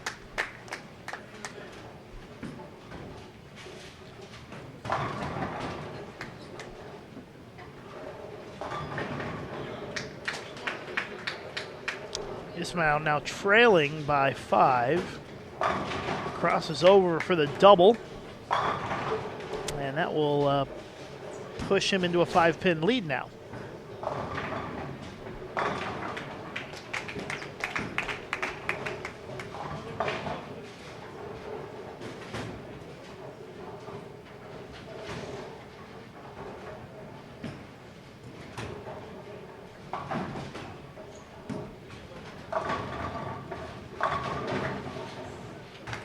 Clara with a 3rd consecutive strike.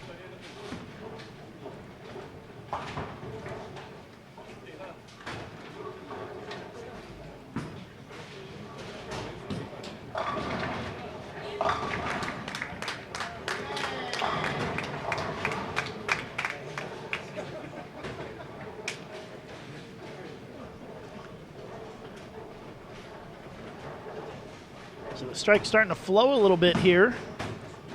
As we move along in game 4, all of the players on our featured pairs with at least a double.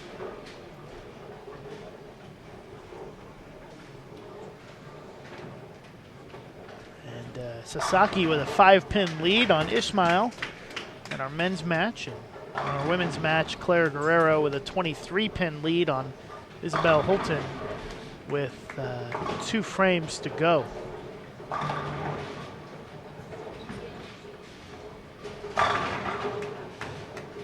Another strike for Ismail as he temporarily takes a 5-pin lead.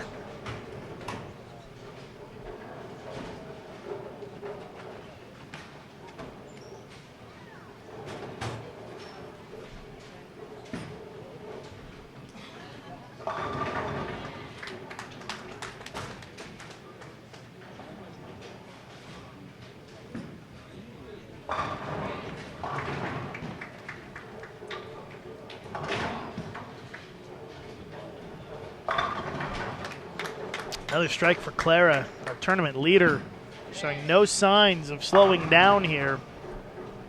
Sasaki does not get the messenger to hit that 10, so he trails now, heading into the last couple of frames. Clara Guerrero can still shoot 245 this game.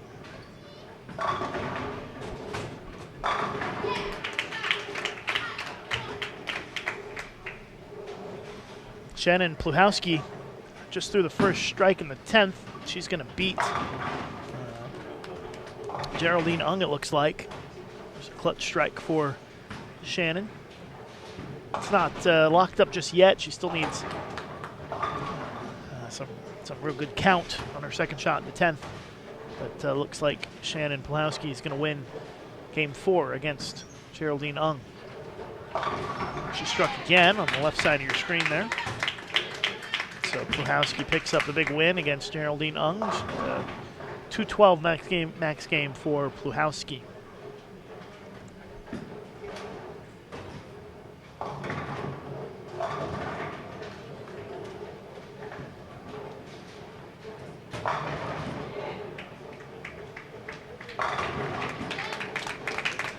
Another strike for Clara. She is cruising now, 5 in a row. And that locks up the win here in game 4 for Clara. Ismail with another strike, 4 in a row for him. As he takes a 16-pin lead against Sasaki going into the 10th.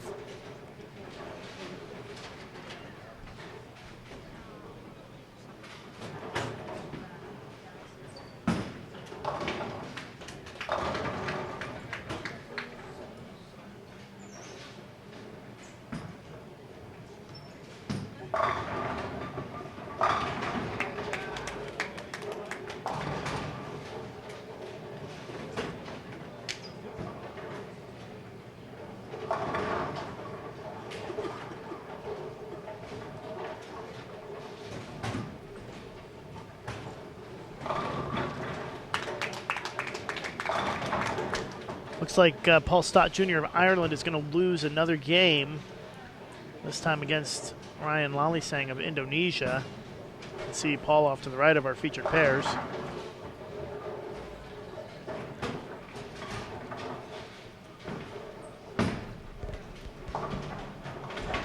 Well, that's going to be an open for Hulton as the ball comes out of the gutter.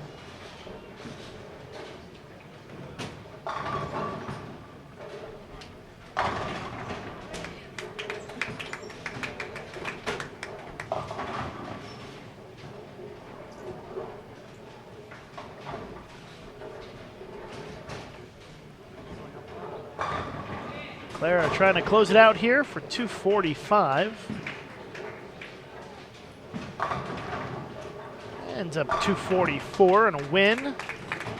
Another big game for Clara, as you would expect that she might even add to her lead a little bit here with the 244.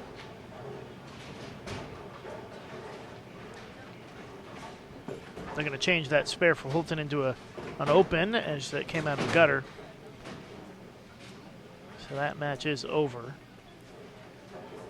Ismail, second shot in the 10th. Yanks it, leaves just the 7. And it will be enough to pick up the win. He'll be at 216, and Sasaki can max at 211. So we're halfway through our round of 8. 4 more games to go here on Bowl TV from the QubicaAMF Bowling World Cup. We'll be back with you in just a minute here live on Bowl TV.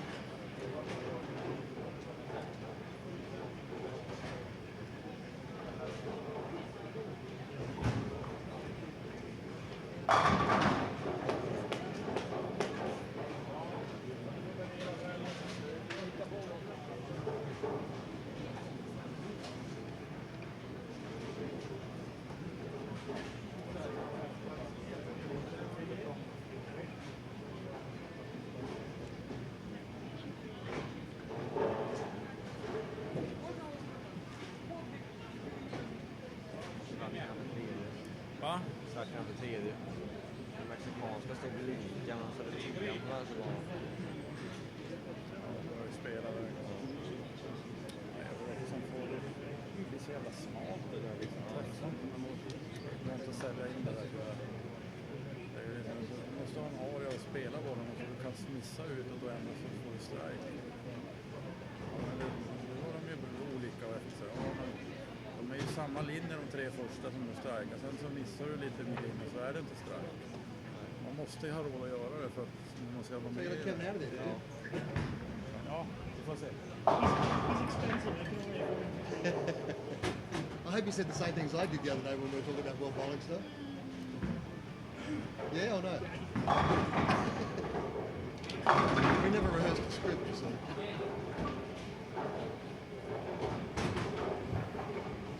All right, so game 5 getting started, and I was able to locate Jerry Edwards, so she's going to be on her way in here in just a minute to join us for the rest of the way.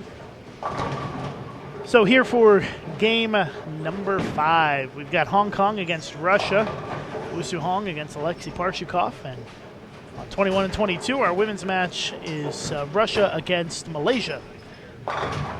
Maria Bolanova up right now against Siti Safaya of Malaysia, so we've got both of the Russian players on our featured pairs for game 5. Our first look at the Russian delegation. Alexei Parshikov has had a lot of success in this event over the years. That one crosses over and almost falls for the Brooklyn. Updated standings, Clara Guerrero still in that top spot.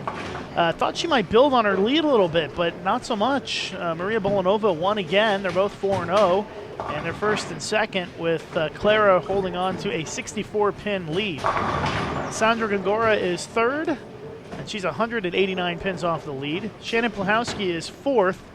The United States, 8 pins outside of third. Everybody else is 169 pins or more back of third place. So it's starting to look like and shape up like a battle between Gongora and Plahowski for the last spot in the show at the rate things are going.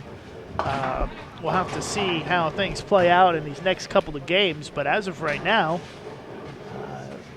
top 4 have remained separated from the bottom 4 in the women's standings, which was kind of the way it was coming into today. So I would say it's not a huge surprise. On the men's side, Francois Lowe continuing to be in the lead. He is ahead of Woo Hong by 55 pins after 4 games today. And Jaris Go of Singapore is third. And a big gap now between third and fourth, 124 pins. Paul Stott Jr. is now outside of the top 3. That is a pretty large gap with 4 games to go. Rafiq Ismail of Malaysia is 166 outside of third. Everybody else more than 200 pins back. So things are starting to take shape here in terms of the standings as we will begin to narrow things down over the course of the next hour and a half here at the World Cup. We'll be determining our final 3 women and final 3 men for the championship round coming up this afternoon in about 2 hours from now, give or take a little. Bulanova of Russia working on a double, taking on Safaya of Malaysia. Maria has been undefeated in match play today, 4-0, and rings the 10-pin, a wicked 10 for Maria. She has been fantastic today, going 4-0 and really keeping pace with Clara Guerrero, who is also 4-0. And again, Maria is just 64 pins behind the lead right now with 4 games to go.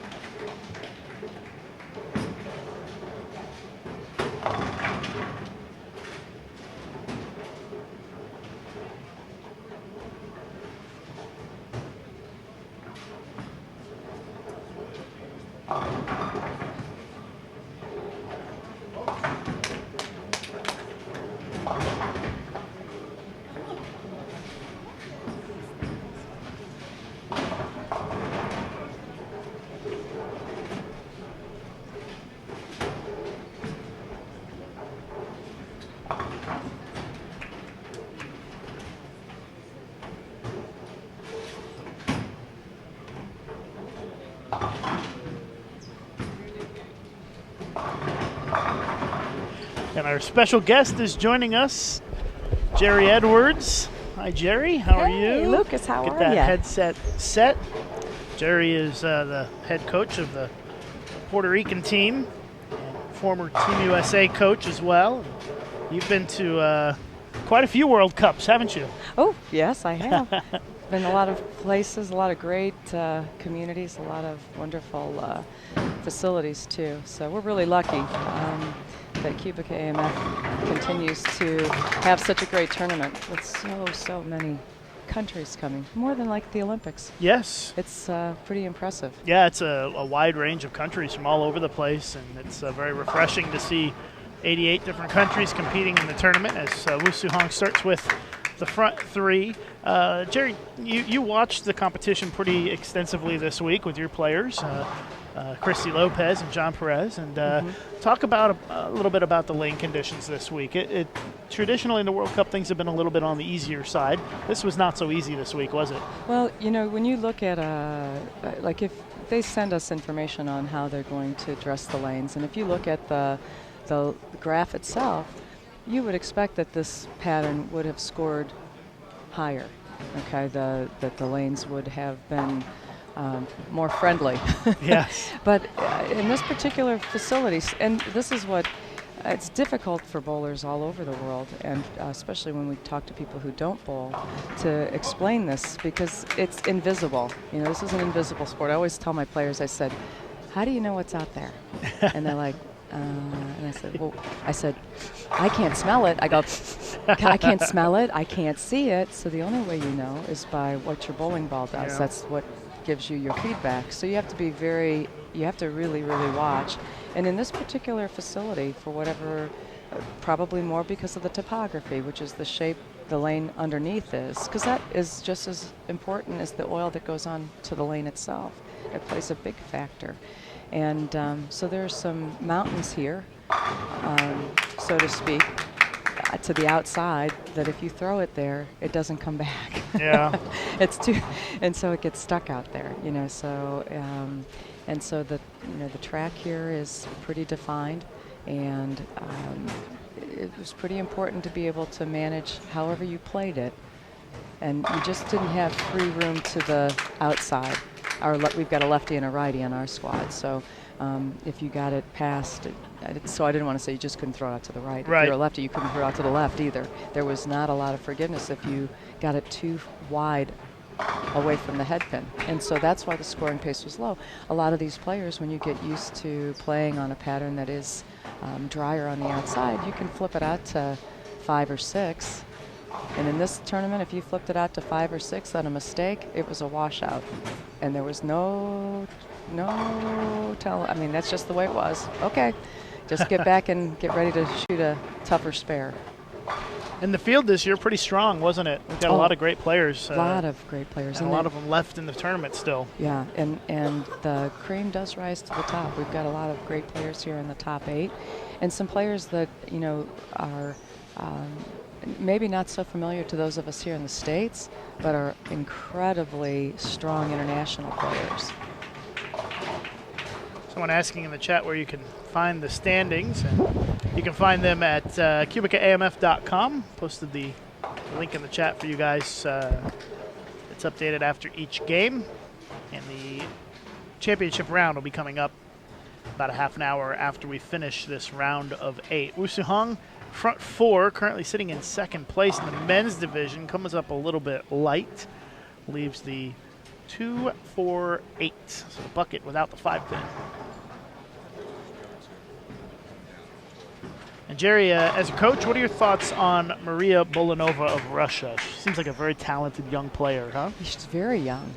Is she 17 or 18? I think she's 17. Yeah, she's a youngin' and very powerful and a lot of fun to watch. She is very strong. When you watch her throw the shot and it comes off of her hand, it's some very incredibly powerful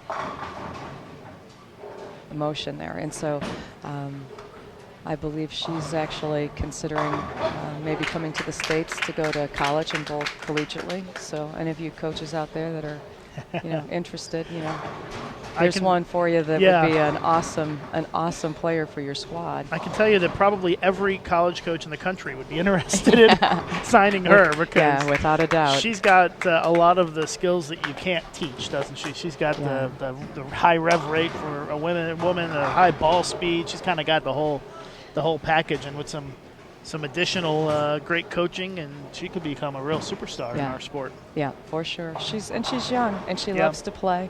And, you know, she's very, very steady. One of the things a lot of times you see with a player that is has a very strong first ball delivery and a high RPM rate, so to speak, that they're not very proficient at their spares a lot of times because their release doesn't allow it. But she's looks like she's worked hard to develop some skills there to be able to throw straighter at her spares, because spares were so important this week too, because there was a lot of times that you just did not, the lanes weren't so friendly that you threw a lot of strikes, so you had some spares you had to make too. So these players that are up here in the top 8, all of these players have done a good job filling frames and keeping out of trouble as much, even when the lane was hard for them, because across this house too, the lanes were quite different from pair to pair. You know, some centers are more that way than others. In the center, when you moved across the house, the lanes were quite different. Some pairs were quite different than others, and some lanes were, even within the pair, could be a little bit different. And that was magnified the higher your RPM rate gets. You know, when you play it a little straighter, you don't see as much differences between the lanes, but the higher the RPM rates, the better you better watch it, and the better, the more versatility you better have, and get it back to that pocket. Managing the pocket was not the easiest thing here. Well, Maria has managed to manage the pocket pretty well, and she's giving Clara Guerrero a run for her money for that top seed for the show this afternoon as she looks for another strike. A little high on that one, leaves the 3-6. Just about 60 pins back of first is Maria, and we're starting to see some separation in the standings a little bit. The top 3 men are ahead of fourth place by 124 pins, so starting to see a little bit of separation on the men's side, and on the women's side as well. The top 4 kind of pulling away with just this game and three more to go. And some bonus pins. That's correct. So that does make a difference. We had a little ways to go. We made the top 24. Christy made the top 24 yesterday, and I was bargaining for some bonus pins yesterday just to see if we might be able to catch up, because we had a few pins to make up. So, but that, you know what, they didn't go for it. Yeah, It's not kind of one of those things that's non-negotiable. Yeah, maybe well, you know maybe what. able to negotiate that at the market in Bangkok, but not here. That's right. Well, you know what? You can always give it a whirl. Maria covers up her spare. Her country mate, Alexei Parshikov, has got 4 strikes in a row, and right now he's given Wu Suhong all he can handle. This Bowler from Hong Kong sitting in 2nd place right now. Alexei's been very fun to watch this week too. He's had a lot of very solid blocks and has performed beautifully this week. So He's fun a to very watch him solid play. bowler. Yes, yeah. And Yeah. he's a big guy. Looks like he hits the gym a lot. Yeah, you know what? He does, looks like he's could play baseball or football. Yeah, he could play any number of sports. Yeah. So he's not somebody I'd mess with. No, yeah. And I don't think I could outrun him either. No.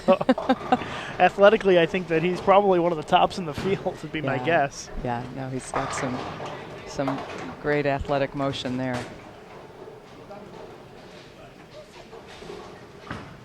See, Francois Lowe is off to our right, tournament leader on the men's side. He just threw his 5th consecutive strike, so he's showing no signs of slowing down at all. Yeah, it's funny. After, before the top 24, or just after they made the cut to the top 24, and he was watching his country mate bowl, and we were just talking, and he goes, "Yeah, I cut my finger pretty bad," and he doesn't typically rip, and he had a pretty big, deep gash, and it was either, I can't remember, his middle finger or his ring finger, and it was not nice. It looked ucky, and so we talked a little bit about it, and but for many people, when you come out to Vegas, it's so dry. It is very, very dry and here. it's dry in this Yeah. bowling center. I say that and as I'm drinking my bottle of water to stay Yeah. hydrated. Yeah, keep drinking, Lucas. So, you want me to get some tonic or something for you? A little vodka with that? Maybe tonight at dinner. Okay. So in any case, he split, and he goes, I can't tell you the last time my hand split there. So, and this is a lot of games to play, but not so many. These players are used to playing a lot of games, so this is not outrageously long days as far as the amount of games that you play. But with a different kind of environment here, your hands certainly can take a beating. People getting nosebleeds and Yes, all of sorts course. stuff. Yeah. The weather is very dry here, and it's much drier than a lot of people are used to from around the world here in Las Vegas. That noise is Jerry drinking her coffee. My tea. Her tea, sorry. Her Dunkin' Donuts. Earl Grey is with us today. All right, so they had a little bit of a delay there as they were getting some dead wood off a couple lanes to the left. And Maria takes her time on the approach. Stepping up in the 9th, can still shoot 257 this game. Oh, look at that. Snaps out the 9-pin for the double. She doesn't get too emotional, does she? She stays calm and cool. Yeah, And she's, for a young player, her emotional management is very, very steady. You could look up and down while she was playing, and you weren't really sure if she was bowling good or not bowling good. It stays pretty much the same. See that with a lot of great players, that they manage their emotions pretty well. You're not really quite sure whether they're bowling well or they're struggling. They just kind of look the same. So not a lot of highs or lows there. It's pretty important for all of us, in bowling. And you can be emotional, that's fine, but you've got to be able to regroup before you get ready to bowl your next shot and get your emotions back and your energy level back, because your emotions control your motion. And so if there's a lot of change in your emotions, a lot of times your motion changes, and that changes your ball reaction. And sometimes you might have felt like you threw it the same, but if your emotions are pretty high, you might have just buzzed it a little bit and didn't even realize it. So it's a real management skill for a great player to be able to, to get their rhythm and find it and keep it, even when you flag a 10-pin or you make a pretty good shot and you leave a solid 8 or something like that. You've got to really work on that, because that's not easy. I'm not saying that's easy. That's a skill that requires a lot of discipline. another strike for Maria. I'm curious to know what her games are today. I'm going to call up the sheet here and take a look. She must have bowled pretty well.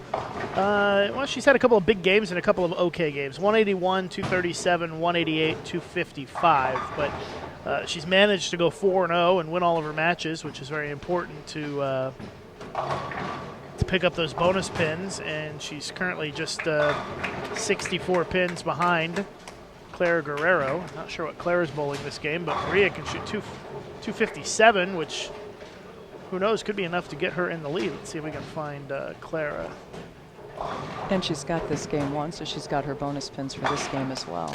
Well, it looks like Clara's going to shoot 235 max and lose. So Clara kind of run into a buzzsaw this game. Geraldine Ung of Singapore shooting 257 at her. So Clara is going to pick up her first loss, and Maria is going to win. So it's not out of the realm of possibility that Maria could be our new leader after this game. If not, it will at least be very close. Yeah, yeah. And it's a funny thing, those of you out there that have bowled match play too, it's, sometimes it's catching the right person at the right time, because sometimes you win with a 180 and then sometimes you lose with a 230. That's, look at the game right now. She's going to lose to a big game, but she shot a big game. You're happy to shoot the big game, but you lost the bonus pins. Yeah. Those bonus pins are enormously important. And Clara got the double in the 10th, which means that she will hold on to the lead, but it's going to be about, just a rough guess, about 10 pins that Clara is going to be in the lead by. Shannon Plahowski had a 226 and a win this game against Sweden, so she's not doing anything to hurt herself down there. Yeah, that's a help for her, because that top four are pretty. They're fighting.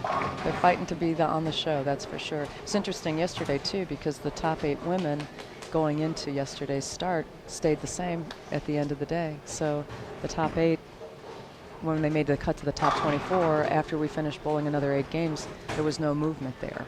So that's pretty impressive, too, because the girls that were up near the top, all of them had good, solid blocks, and nobody could break into the top 8 yesterday. So you've got a lot of girls that are here in this squad that have had real steady performances. So the men's match here is pretty close. Parshukov could have struck out to shut out Wu Su-hong, but now Alexei can only shoot 237, and Wu Su-hong can strike out for 244. So could be an important win here for Wusu as he's trying to. He's left 2 single pins on this lane. So yeah, he has the last 2 shots. The last 2 shots. I don't know what they were, but he struck the other ones, but the last 2 have been single pins here. And he's currently in second place, and he goes 244 and a win. That really helps to solidify himself in that championship round. Gotta have it.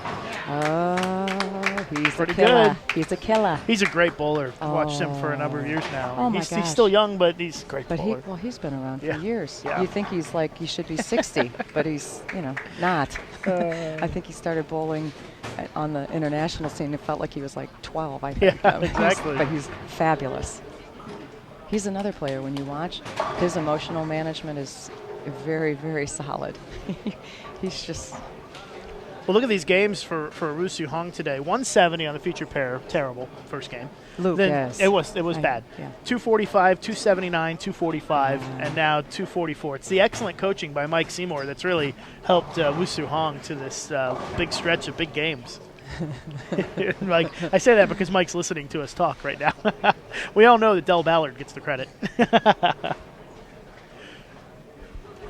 They've got a great coaching team for Hong Kong, and he needs to strike right here to win this game. I was just going to say, Lucas, he's got to have this one. So a great game here. Is Wu Su-hong going to take the victory here in Game 5? He wants it. He's got it. Anytime you see him go down to the one knee like that, you know it's going to strike. He punches right through the pins and gets the win. And what a string of games here for Wu Su-hong as he is just on fire the last 4 games. He's seeing it today. Starting to get that picture and settle in and making it look easy when they're not. Yeah, exactly. Only 3 games to go, and scores seem to be going up a little bit here in this game. The players are starting to make their run. Yep. they're starting to see a little bit better. The lanes have developed a little bit. There's probably a little bit more defined of the break point, a little bit more definition down there, a little more hold down lane because the oil's gotten moved down there a little bit. So it's a big win, 244-236 Yeah. for Hong Kong against Russia. We'll have Finland against Sweden. Classic matchup of European countries, European bowling powers, coming up on 21 and 22. a couple of those Scandinavian countries that bowl against each other a lot and are they can be very animated with each other. Yeah, sure. Very competitive, yeah. They don't like to lose to each other, I don't think. No, Even there's in just a round-robin match play, it's still cutthroat. No, they and probably wouldn't like to lose to each other in tiddlywinks no, either. that's true. It's about the size of that one. And then 19 and 20, I thought I saw Paul Stott Jr. of Ireland coming over here and putting his ball down. So we'll see who else is going to make their way over as we head into the last 3 games. Always exciting when we get around this time at the World Cup. Round robin match play, championship round coming up this afternoon. We've had some great finals over the years at the World Cup. It's always pretty interesting and exciting to watch. Well, it's one of the most coveted titles in bowling. You know, that's when you are on the world stage and you are a part of something like this title it's hard to win a World Cup, and because there's so many great players, and it requires a great performance.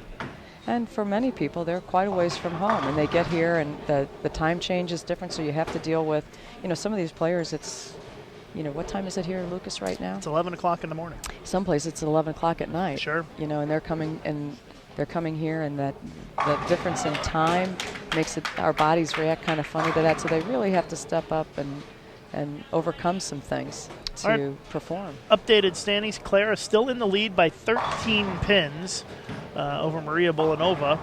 You've got Shannon Plahowski, who has now moved into the top 3.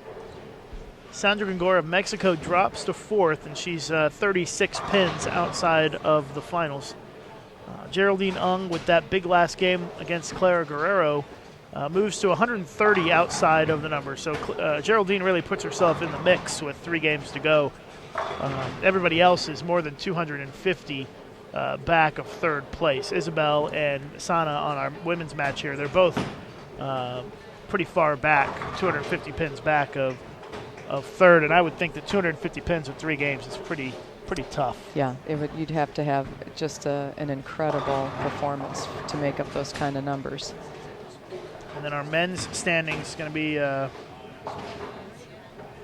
coming up here. It looks like Francois still in the lead, the South African, leading by 55 pins now. And that lead was up to 200 at one point on the field. Wu Suhong is in 2nd. Jairus Go is 3rd, 137 back of 2nd place. And then 4th place is Paul Stott Jr. of Ireland. He's 108 back of 3rd. Rafiq Ismail of Malaysia is 144 back, and everybody else is 225 pins or more back. So a little bit of separation on the men's side between 2nd and 3rd and 3rd and 4th. So Paul Stott, who's on our feature pairs this game, taking on Jairus Go. It's a big game. If Paul wants to kind of stay in the mix here and make a run at the top 3, he needs to win this game and bowl a big game. It's important. He's not only has he a chance to pick up the 30 bonus pins, he prevents Jairus from picking up the 30 bonus pins. That's exactly right. So this is a big game on the men's side. Yeah, it'll be interesting to see this unfold.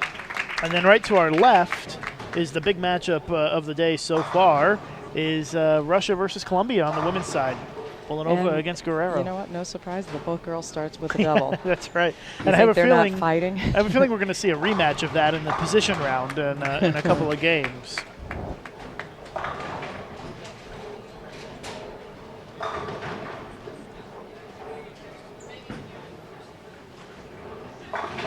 Just joining us, I'm Lucas Wiseman of Bowl TV, along with Team Puerto Rico head coach Jerry Edwards. And we are live at the 51st QubicaAMF Bowling World Cup in Las Vegas at Sam's Town, where it is just past 11 a.m. here in Las Vegas, and the championship round scheduled to start in about 90 minutes. Not so sure that we'll start right on time, but It'll be close. it should be pretty close. Yeah, I don't know it'll how be much time they close. need to get set up. We're always set up here and ready to go on Bull TV. So when they're ready to fire it up, You're we're ready to go. That's right. Hey, these shirts really look nice. They do, yeah. They It's they pretty had, impressive. They got it. correct. They got all of these shirts embroidered with the players' names and the country. That's impressive because it's a few players to get done in Yeah, a short and amount of time. Usually at this tournament, they just have the shirts pre-made, and the players just get to wear whatever's available, and then they kind of stick on some stickers on the back with the country name. And 9 times out of 10, the shirts don't fit right, and they're too tight or they're too big, and you have to be comfortable when you're bowling. So very important to be in a shirt that actually fits. So I think that helped. They were able to pick, a shirt that's going to fit, and they were able to get it embroidered overnight. But it's Vegas; anything's possible in I Vegas. guess, man, 24 hours a day. But they look sharp. They sure look nice.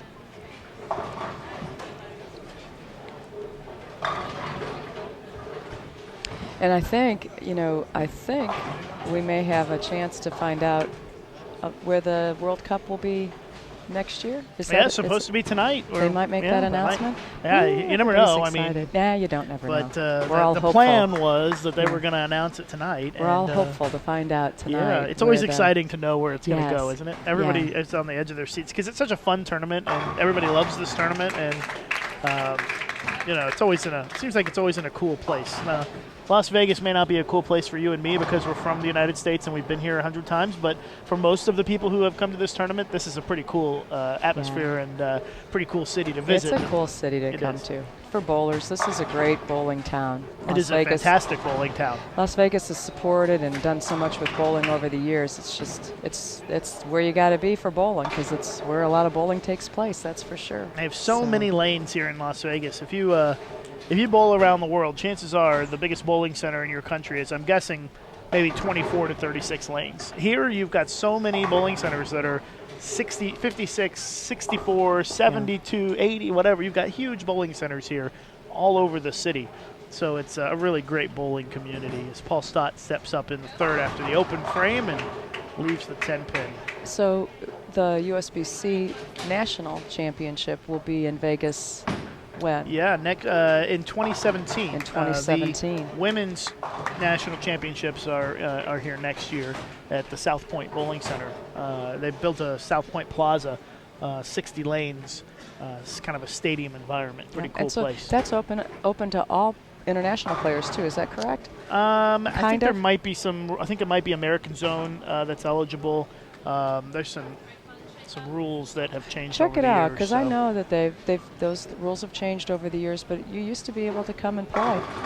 So it's a fun place if you're going to be here in the States. And there certainly are a lot of tournaments here in general to compete in. For the women, the USBC Queens will be in Las Vegas, which is one of the biggest tournaments of the year for women in the entire world. Yes. Big prize fund. If you're interested in that, more information at bowl.com/queens. But that's a great tournament. Vegas is not a hard place to get to. No, that's it's not. the other thing that's nice.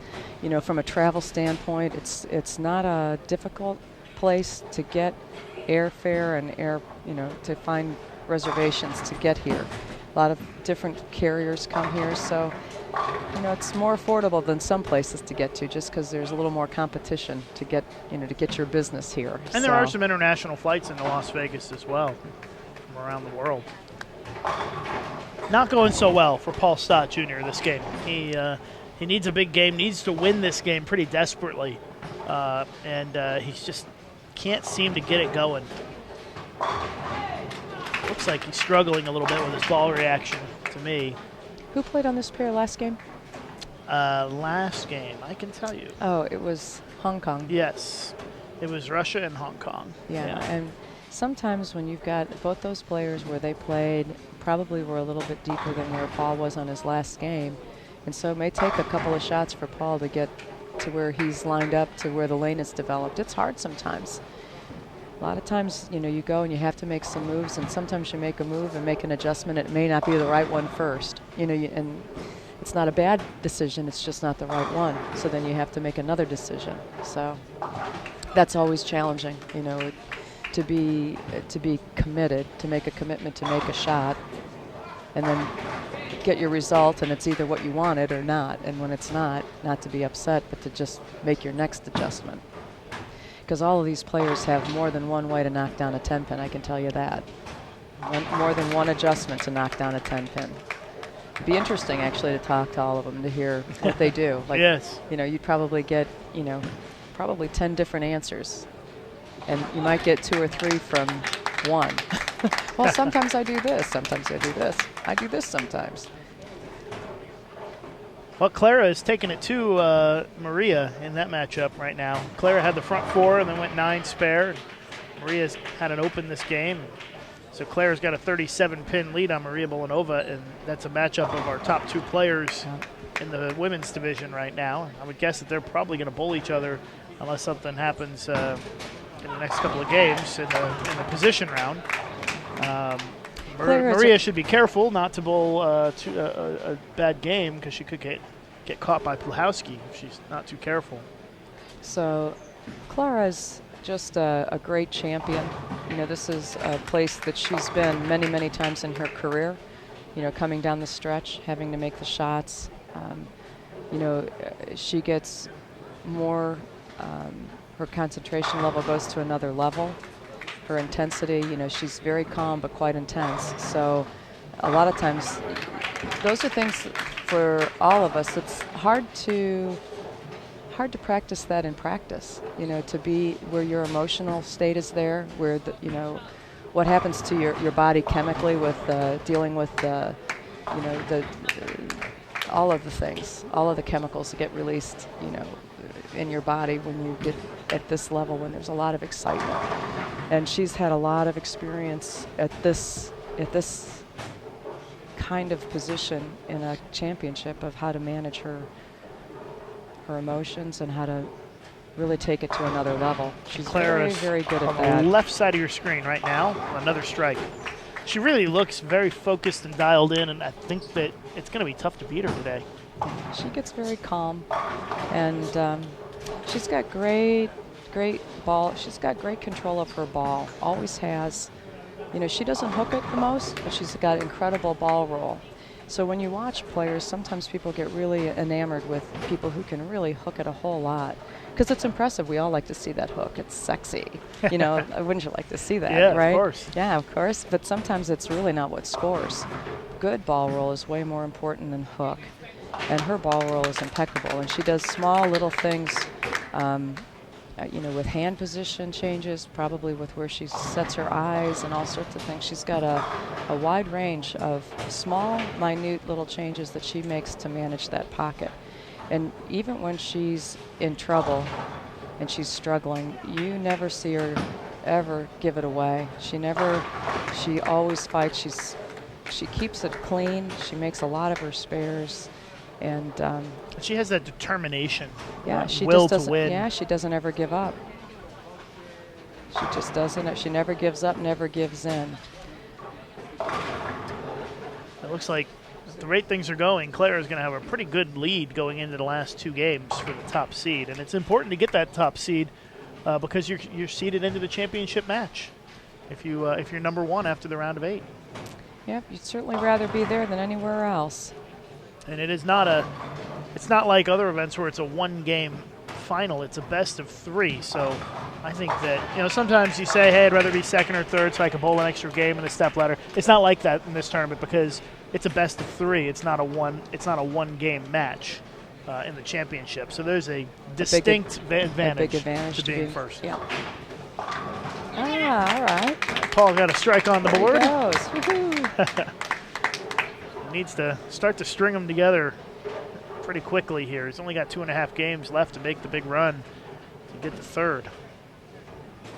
Clara struck again. Imagine that. Clara strikes again. 3 in a row. She can go 279 this game if she strikes out 9th and 10th.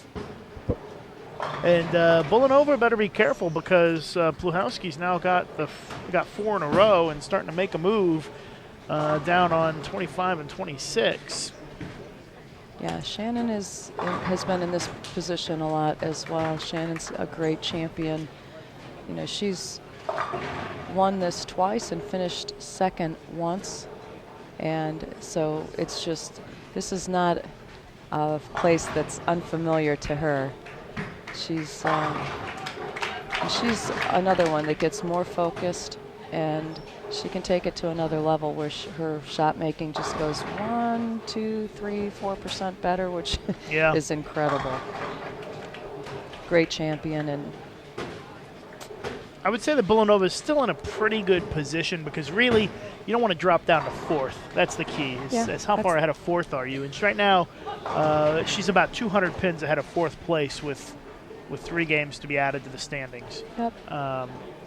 Yeah, because between second and third, it really doesn't make much difference. You just have to finish in the top, either finish second or third, because at that point, it really it doesn't matter second or third. They don't give you any bonus pins for being ahead in qualifying.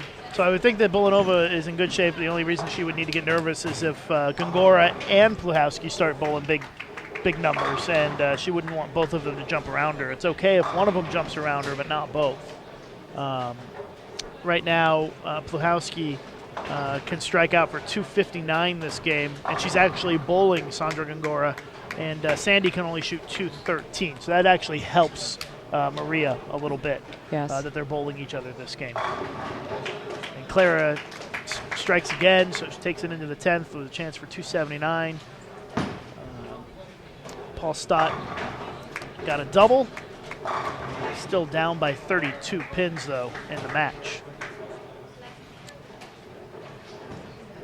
Strange things happen, so you just don't ever quit swinging.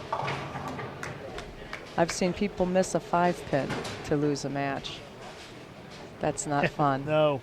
Not fun. So you just don't ever give up.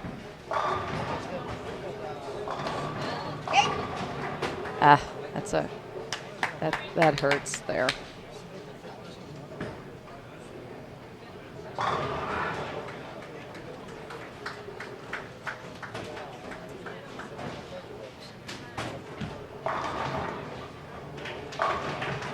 Another strike for Shannon. Yeah, so Pluhowski is going to be at least in the 240s, probably 250s. And Maria just opened again this game, second open of the game, and she's going to be sub 200. She's kind of been up and down a little bit today. It's, you know what, that happens sometimes, and she's had a couple of unforced errors there with some spares that are makeables, and it happens sometimes. Talk about an intimidating opponent going up against Clara. Of course. That's tough. It's it never is. easy to bowl the tournament leader. And she's defending champion, right? Exactly. So that's it. You know that coming in. You know, this girl's coming back to defend a title. She's an awesome player.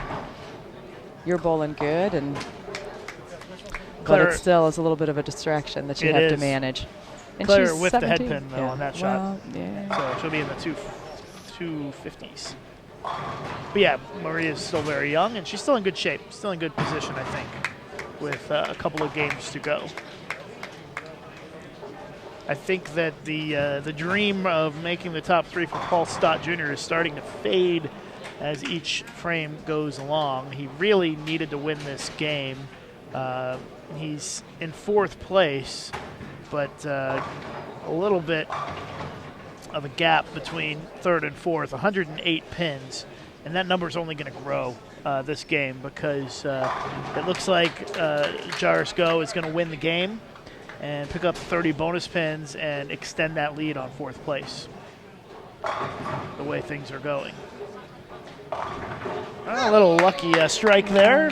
Yeah, could still possibly win this game if he got real lucky. But well, he's trying right now. He's trying right now to get something figured out. He just made a ball change because he's just feeling like it's not like the right matchup, and he knows spares aren't enough. You know, so sometimes you have to take a risk. That's the one thing when you get into this kind of a competition. A lot of times it's about taking risks, making moves and making adjustments are risk taking. But if you don't, it's a risk as well. I mean, if you just think it might work, and you keep leaving flat tens, and you're like, that's a risk to stay with that too. You've got to sometimes make that bold move and make a change.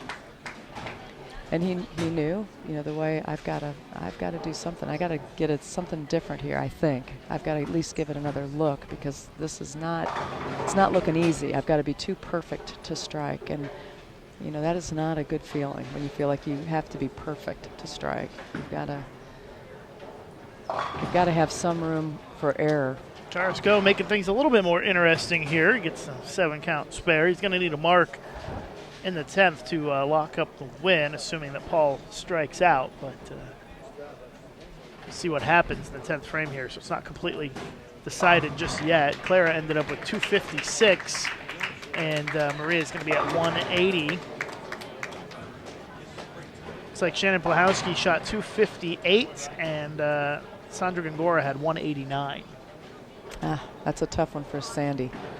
Yeah, Sandy really could have used a win in a big game there to make up some ground, and Maria's still going to be in pretty good shape on. Yeah, she only loses 10 pins on Sandy, so she is still. Her and Shannon are going to be in pretty good shape. And the way this is shaping up, there may not be too much drama in the last couple of games here. Yeah, could be, but it's why we keep know. playing. Yeah, exactly. It's a funny game. Still pins to be had. That's exactly right. Still 300s to be shot out of nowhere. So, hey, how about the 300 that was yesterday? Yeah, Kira Ray of England made a run and ended up just coming up a few pins short. Two marks short of the honest to goodness. And what an exciting an exciting game that was. It was, what's one of the most fun things, I think, in bowling versus, some other sports. People want to win and they want to shoot the best scores, but people aren't trying to hurt each other. It's not in our rules. It's not like, if somebody's ahead of you, you can knock them over in their third step or something like that. But what was really fun is that when she shot that 300, I looked around and there were so many people who wanted to come down to congratulate her. All the people that were trying to, get around her and to stay around her, or everybody came down to give her congratulations. And so it was really a lot. It's a lot of fun to see that, because you see that a lot here. And even when you're bowling match play, a lot of times you'll see people say, hey, that was a great shot, even though you're bowling against them. Yeah, that's the nature of our sport, and the nature of especially this tournament is very cheering for your opponents as much as as much as you want to win. You want to see others do well as well. 213 for Go. He wins 213 to 183. So he wins the game by 30, picks up the 30 bonus pins, which means he adds another 60 to his advantage on Paul. So now Paul is more than 160 pins back with 2 games to go. So that's tough. It's a lot. It's not impossible, but it's a lot. We don't know what happened in the standings below that, and actually it's already been updated. It's so fast. Francois Lowe in the lead by just 4 pins now. Wu Su Hong is closing the gap. So that might be our drama, is who's going to be the top seed. Jarsko of Singapore is still third. Rafiq Ismail moves up to 4th, 143 pins back. What a story that was. Yeah, for sure. And Paul Stott is, as we said, 168 pins off the show. Yeah, Rafiq Ismail of Malaysia shot 1950 yesterday, which is unbelievable on the left side. As you know, you had a lefty on your side for the guys, John Perez, and it looked like Rafiq just decided to throw it hard and try to play right, or to play left, I should say. Yeah. I had to turn my brain around and think the other way. And he caught lightning in a bottle yesterday and made the big move from the bottom of the standings to the cut. Really an impressive performance. That was a huge score. All right, in the women's standings, Clara Guerrero in the lead now by 120. Maria Bulanova is second, and she is 53 pins ahead of Shannon Pluhowski, who is third. Geraldine Ung is 111 back of third, and Sandra Gongora is 135 back, and everybody else is just about done. And we've got, interestingly enough, Russia against Singapore in our women's match. This is going to be a really big and important match here. Bulanova against Geraldine Ung. Geraldine trying to make the run and get into the top 3, and she can make up a lot of ground here. Then our men's match is Russia against Indonesia. Did Maria shoot on this pair just a game ago? Shoot 250? Is that about that? Is that right? Yeah, If I she was here remember not too correctly? long ago. Yeah. Yeah, they're only using, obviously Yep, they 4 don't- pairs sure. because that's all we need. So there's going to be some overlap always. on what pairs they use. Basically, you're going to bowl 2 games on each pair. There'll be 1 pair you only bowl 1 game on. But if the For lane her- assignments are done right, which I think they are. Yeah, so for her, she's back here on a pair that was, she scored very well on. So But she comes off a game where she struggled a little bit. Yeah. Sometimes getting over the mental absolutely. block You're can be getting your- difficult. Yeah, sure. So we had a very important men's match last time. This time we have a very important women's match before our position round, which will be coming up next. And wow, what a brutal break there for Geraldine to start this game. Leaves the stone cold 8-pin. That is stone cold. Frigid. Oh. Hate to see those.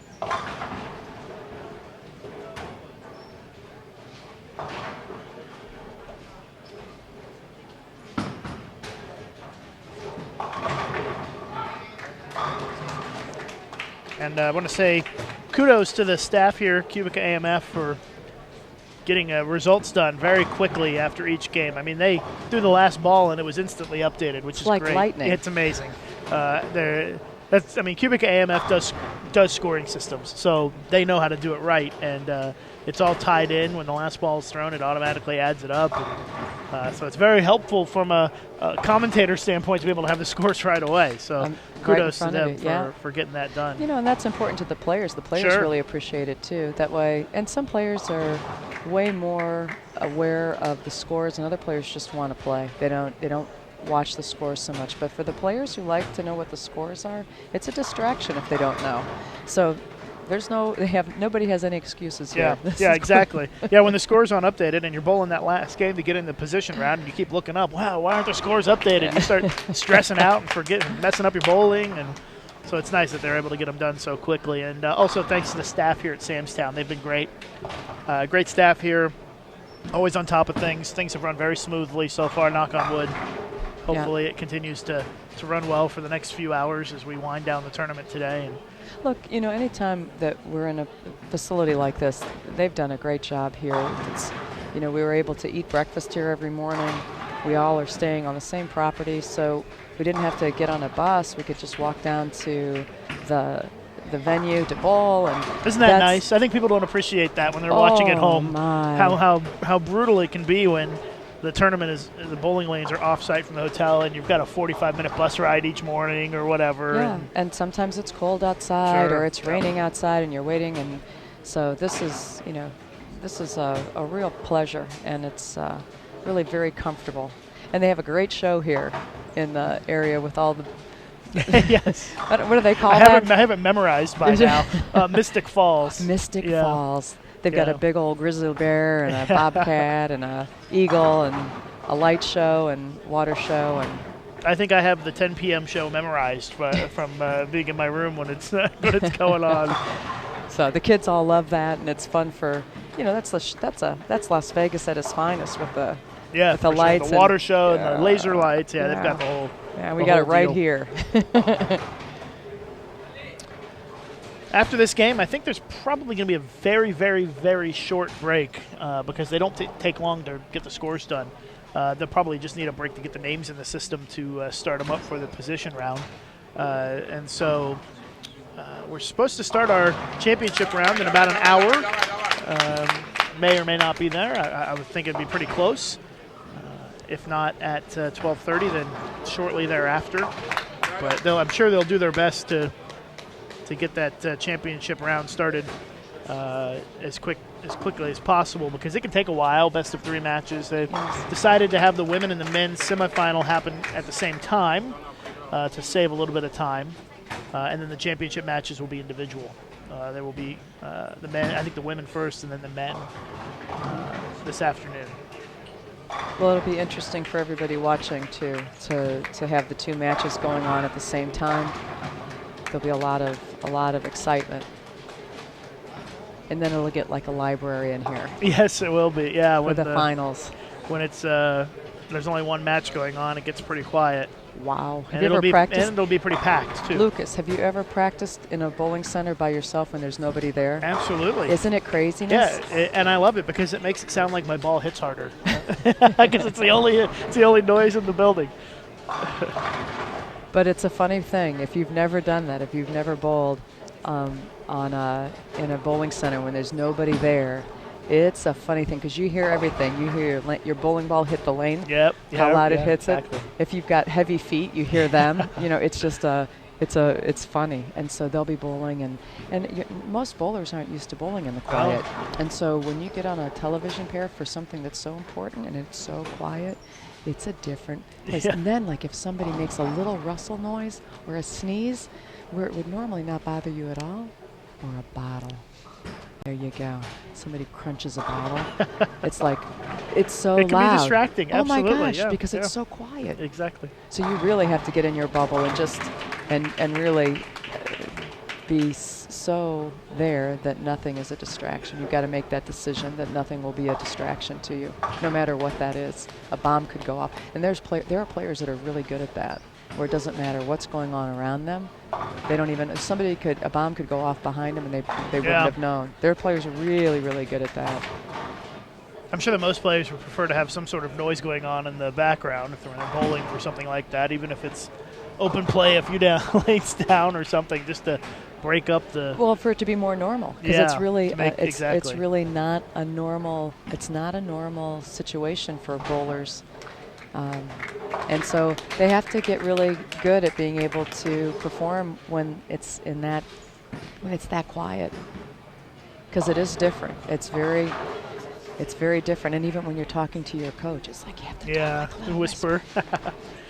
And you're trying to stay loose sometimes, and trying to not to get too amped up. You're trying to stay in the moment, and everything's a little different. Well, how about Shannon Plahowski starting with the front seven this game? How about that? Big time, down on 13 and 14. Uh-huh. And she certainly is trying to cement herself into that top three to make the finals. I don't know that she's going to catch Clara, but she's currently 173 pins behind Clara. She just got 7 on her eighth shot. But still a great start to that game, as we only have one more game to go after this. So it's narrowing down pretty quickly here. Lucas, has there been a woman that's won 3? No, there has not. Okay, so 2 is the most. Shannon Plahowski is the only one who has a chance left to win her 3rd World Cup, which would be a record. Almy was the other one who had a chance in the field this week, but she didn't make it to this point, unfortunately. Geraldine, things starting to slip away from her a little bit here, as she opens and trails by 21 against Bulanova in what is really a must-win game for Geraldine. And it not only is it a must-win game, she kind of needs it to be a big game. She kind of needs to be in that 230 and win range to really pick up some ground. What a talent she is. Oh, yeah, a very, very skilled player. And she's played a lot. I believe she plays quite a bit in the European zone, too. Is that right? She goes and competes there? Singapore gets around, and they like to play in lots of tournaments around the world. Mm-hmm. Geraldine came and bowled in a couple of the PWBA tournaments, along with her Singapore teammates.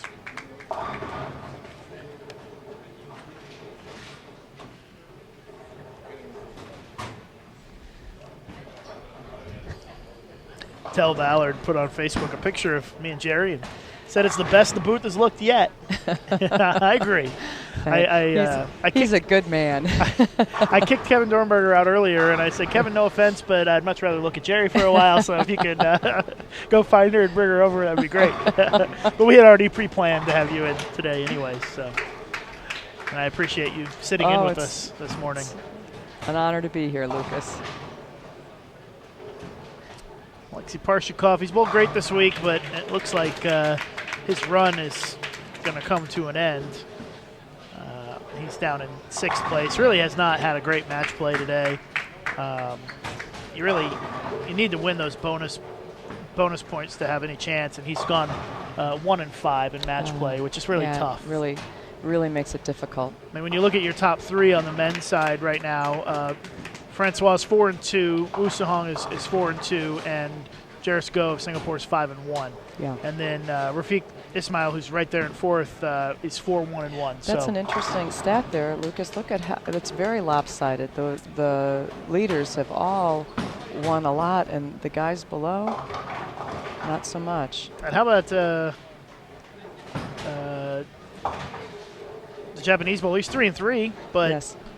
I think he was a little bit too far behind, and Yep. he's not going to probably get there either. But the guys above there, that's a lot. And I actually, mean- Sasaki started with the front six this game, the Japanese bowler. But yeah, Now, he's an exciting player. Yes. If you're around him, every once in a while, I don't know when he really wants it, he lets out a, I mean, I and heard don't- it, yeah. And I tell you what, I'm not sure what he's saying, but it is loud, and it's like, I don't know what it is. yeah, I heard that yesterday, and I thought it was the Mystic Falls show. I thought I was hearing the wolf from the Mystic Falls show or something. And I was like, what was that? It's a big noise, Yeah. and it's like a short burst. It doesn't last very long, but it is loud. He hasn't done a whole lot of that today. He did it more yesterday when he was kind of making Making a run. his run. Yeah. Shannon Pluhowski down on 13-14, can go 277 this game. She's going to win easily against Finland.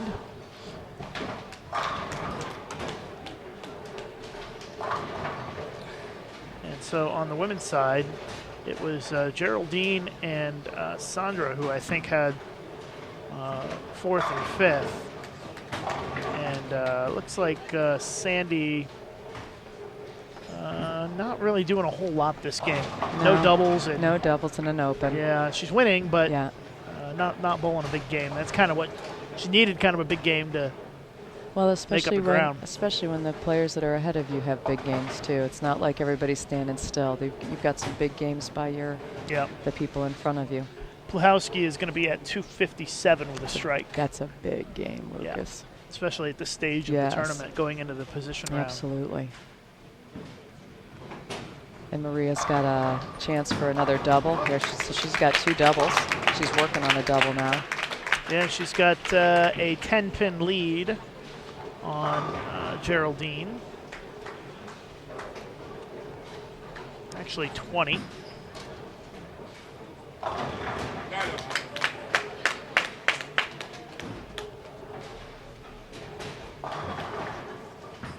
Sasaki, you can see him on the right side of your screen. He had the front seven, but went high on that one. And the string of strikes comes to an end for Sasaki.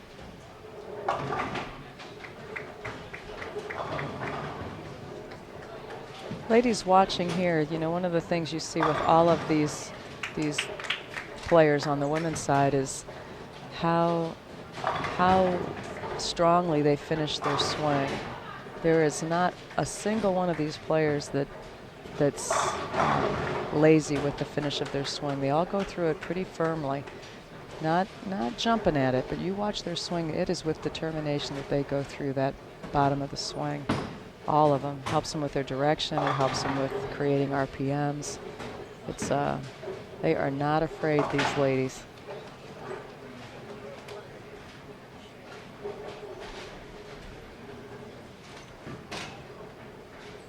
Geraldine's trying to hang in there. She's got 3 strikes in a row. Still can go 247 this game, which would be huge. But And Maria, she can do it. She's not afraid to put Absolutely. them. She puts a lot of strikes together. the question is, how will the youngster from Russia respond to the pressure here, Maria Bulanova, as we build the pressure? There Look you at go. that. How about Splits the that? 8-9 right How in about half. that? You couldn't have thrown it any better. It does not get better than when you split the 8-9 in half like that. That's pretty awesome stuff. There's only 2 ways that you can strike without using the kickbacks or the side panels on the bowling lane, and one is to split the 8-9, the other is to throw the 5 into the 7. Every other strike you throw, you've got to use the side of the lane to knock the pins around, and Yeah, so that was exactly. that was a terrific strike there. And it may look pretty to send messengers and get strikes that way, but it's much more effective to just split the 8-9 and take them out. Just That's all right, 10 man. straight back. Yeah, that's a pretty look. Geraldine hoping for another one, and she sends the 5 into the Into 7. the 7. There you go. As that is her 4th consecutive strike, and this is still a good game here. Yeah. it's let's see, 10-pin advantage for Maria Bolanova with a couple of frames to go here. Gongora is going to be at 206 as a max and pick up a win, but not good enough, unfortunately, for Sandy, especially with Maria and Geraldine and Shannon ahead of her, all bowling very well. So I think that this game is kind of knocked Sandy out of the running with a game to go. And this is a big shot coming up here for Bolanova. And she will take her time. She always does. Maybe almost takes a little bit too long, but that's her style. What a shot. How about that? If you weren't impressed before, you should be impressed by now. Yeah. She is spectacular. Well, if you weren't impressed the very first time you saw her after she proved to you that she was going to not just a one-game wonder. She's got all the great physical skills that you need to be a great bowler. And it seems like her mental game is pretty strong as well. Well, she's handling the situation here like somebody much older. Yep. Her head acts more like and somebody who's had more opportunities and life experiences. She's done a great job managing all of the challenges that you have from within a tournament. Geraldine doesn't quite get the ball back, gets the 6 count, and that's big trouble for her. I think that she's going to be in a tough spot to make it now. She's going to certainly lose the game and lose a lot of ground. And I think our top 3 on the women's side looking pretty solid with Colombia, Russia, and the United States right now. Yeah. We're going to have a big battle for the top seed on the men's side, I think. I hear Francois Lowe down there. He's letting out some fire, and he's screaming a little bit. He's got a tough game going on against Ireland down there. And it looks like Francois just doubled the 10th to win the game. Actually, he had already won it, but but he wanted that. He needed it. The Yeah, pins. He wanted the needed pins. He knows how close it is, so he's fighting for every stick he can get right now. And we'll find out the scenarios here in just a couple of minutes as they're winding lightning down. Speed. Yeah, Lucas, very fast. lightning. I can barely finish saying the final score of the match before the standings are updated each time. It's a lovely thing. Yes, it is. It's brilliant. So after the games were done yesterday, the 8 games of the top 24, they played a game called the Monster Game, and they get if you get a picture of a monster, a cartoon, and yes. This is one of these games that they have in this new system, and they actually offered a $500 prize if somebody could build their monster. So how you did that is you get a body part comes up, and you get a number of pins assigned. It's random. So you are in Vegas, so it's like rolling roulette. And all of a sudden, it'll say 6. So it means you've got to get 6 pins on your first delivery. And if you get your 6 pins, then you get that body part. Well, you have to do 5 of those things. And nobody won. No, there was a winner. Oh, there was yesterday. There was. Somebody won I 500? saw it, yes. That's spectacular. I can't remember who it was. I'm gonna tell you. But they built a monster and they got the $500. They did. Yeah. Bolanova with a split here, second shot in the 10th. Yeah, they were talking in the office a couple of days ago, and they said, nobody's going to do it. It's too difficult. They've done it twice. They've had it twice at Bowl Expo here, where you could win $10,000. Yes. And didn't even cost you anything to enter, and nobody's won it. Maybe 10,000. Yeah, here we go. No, Mirsad sir. Seju of Kosovo matched the monster for $500 yesterday. I wonder what numbers awesome. he had. I wonder what numbers he had to bowl. Because if you got the number 2, you know how hard it is to get 2 off of a whole full rack. Yeah. If I'm right-handed, I'm trying to get the 6-9 out. Yeah, that's kind of cool. He had a cool picture on the QubicaAMF Facebook page. Oh, that's spectacular. 241 for Bolanova. Fabulous And score. Geraldine, 223. So Geraldine puts up a pretty good score, but it's not enough. Yeah. And she needed loses those ground. pins, yeah, too. Loses a lot of ground against Shannon and against Maria. And so I think that might have been the last ball. So we have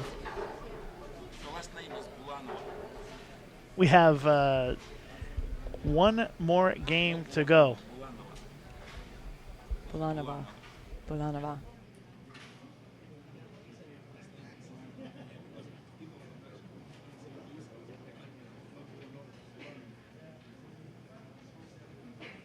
Thank Bulanova. Bulanova. Oh yeah, we're getting a pronunciation on her name Practice. right, but we say it with You an American accent, so we're going to say it a little different than they Bulanova. might.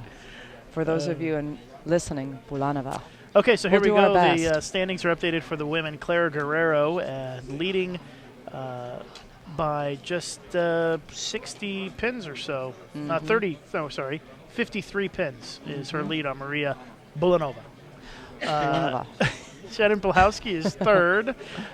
She's only 91 pins off the lead and only 38 pins behind Maria. And then, as we expected, a huge gap between third and fourth, 174 pins. Our top three on the women's side is set. It's just a matter of what order they're going to be in. It'll be Colombia, Russia, and the USA in the finals today. But, of course, the order is not set at all. And Clara is going to bowl Maria in the position round on our featured pairs. And, if Maria can beat her by 24 pins, she will get the top seed. So it is still very close there. Yeah. And if they have trouble, and Shannon could bowls go a around big both of them. game, she Yeah. could go around. Stranger things have happened. So pretty important. Actually, it does end up being pretty important because they're close enough. And here's the men's standings. Francois Lowe leading by 24 pins over Wu Suhong of Hong Kong. So basically, the winner of that game next will be the top seed.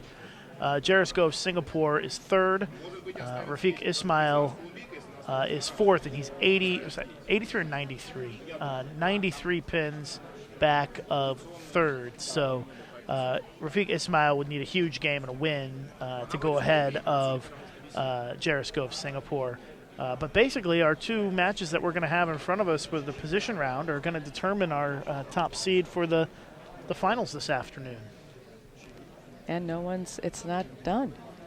There's something on the line here. And like you said, in this case, there is a big advantage to being the lead seed here because you've got a three-game match. So just a short delay here while they finalize everything. I imagine they're probably putting names in the scoring system to get us going. And we'll get started here momentarily with our position round here at the World Cup.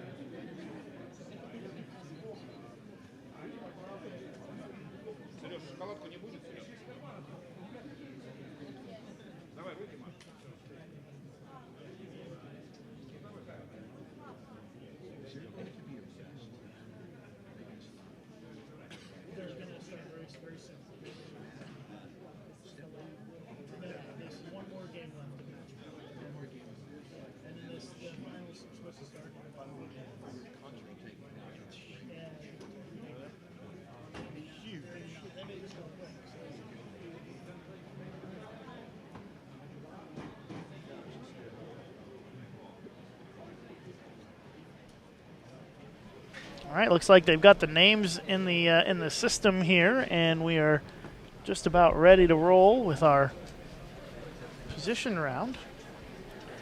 As we're going to have our number one and number two players in the standings on our featured pairs for this game. And one interesting note as we begin this is Maria gets to stay on the same pair again. Isn't that interesting? And I think, 3 of the last 4 games, maybe, she's bowled on this pair? And the last 2 games have been good on this pair. So we've got Francois Lowe against Wu Su Hong on 19 and 20. And Colombia's Claire Guerrero against Russia's Maria Bulanova on 21 and 22. And I don't know if they're going to get practice. I don't think they do in this tournament. I think they just go right into it. I believe that they just will go straight away. It hasn't And been very long. that of a was the other break, thing. so It's not like it's been 10 minutes. It's been 5 maybe. So- Between 5 and 10 here before. So likely they won't. I think the players are still moving. They didn't know exactly what lanes they were going to be on, so some of the players are still getting to their lanes, finding their names on the score monitors here, and then we'll get started. Basically, our 2 matches here. Here's the kind of the scenario. The winner of the match between South Africa and Hong Kong in the men's side is going to be your top seed. That's what it comes down to, because it's only a 24-pin difference, and you get a 30 bonus pins for a win, unless there's a tie. I mean, that could. Yep. Then it makes it a little more interesting. But the winner of the match is the top seed, essentially. And on 21 and 22, we've got Colombia against Russia in our women's side. And it is quite close, but Clara with a little bit of an advantage in that match. She leads by 53. So if you assume that Russia wins, picks up the 30 bonus pins, Maria needs to beat Clara by 24 to take the top seed. If Maria were to win by 23, they would be tied, and I have no idea what happens in that situation, but I'm sure they would tell us. So yeah, that's kind of what it comes down to. I think And that what would Shannon have to do? Shannon, well, yeah, and that's the other thing that we can throw in there is that Shannon Blahowski is 91 off the lead. So Shannon would need to win, most importantly.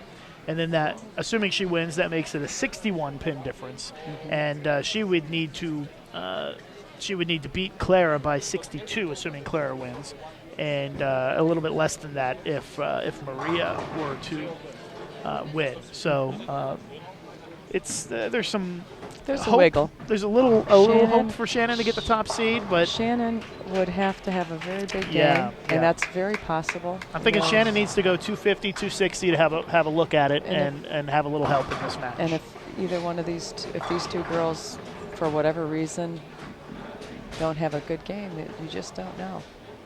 It's not likely. No, it's not likely, but it's not impossible. It's not out of the exactly wood. right. It And is- you know that as a player going Yeah. in, so you just fight as hard as you can. So Clara going to kick things off in that match, and no surprise, she starts with a strike. And these may be some matchups that we see later on today in the championship match. As the player who qualifies first after the 40 games, including the bonus pins, is automatically seeded into the championship match this afternoon. Number 2 will bowl number 3 in the semifinal. Oh, and Francois off to a tough start with an open frame. And Maria with a powerful strike to start things off. That ball would have knocked down 30. Well, she has a pretty good feel for this pair. Yeah. She's bowled pretty well on this pair. She just got off a Yeah, it's a nice good game. too. She just looks relatively relaxed. It doesn't look like she's really uncomfortable at this point. She looks calm and relaxed and ready to play. So both of our winners started with a strike. Clara looking for the double. She's been very good today. That one gets away from her. Look at this. Breaks it up and almost tripped out that How 4. about that? That's a big break. It was funny this week. Sometimes the pins wanted to fall. If you caught it just right, you hit. It looked like it was going to be a split, and the pins did some funny things and just wanted to fall. That was one of those shots. They kind of tumbled. So we'll see what Maria does here.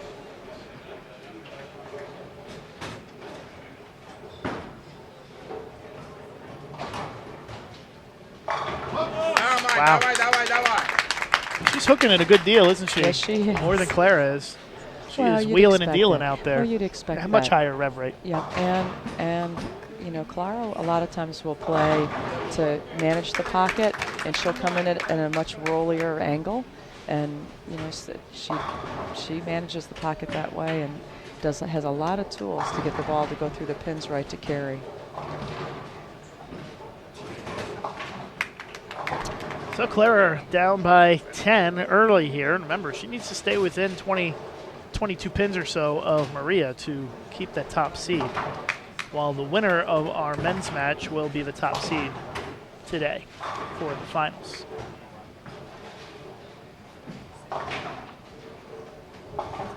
And the third and fourth place match on the men's side, we haven't talked much about that, but that is that's not entirely determined either. We could have, could have a flip there in the third and fourth place on the men's side. It is a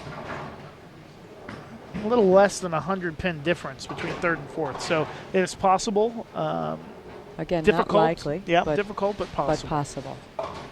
We don't want to rule anything out necessarily, as Maria with the big splits.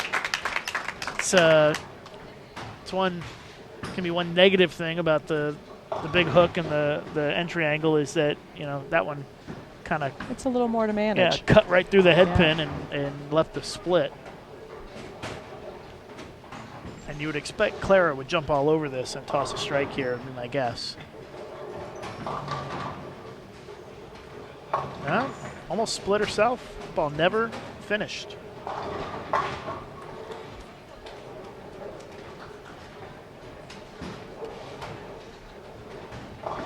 Last game of round robin match play, and my goodness, ball loose. Yeah, ball loose on lane 20 there. A little bit of a miss. That one got away from him. Yeah. You don't see that too often out of him. No, rarely. Yeah, and leaves the double wood open frame for Maria.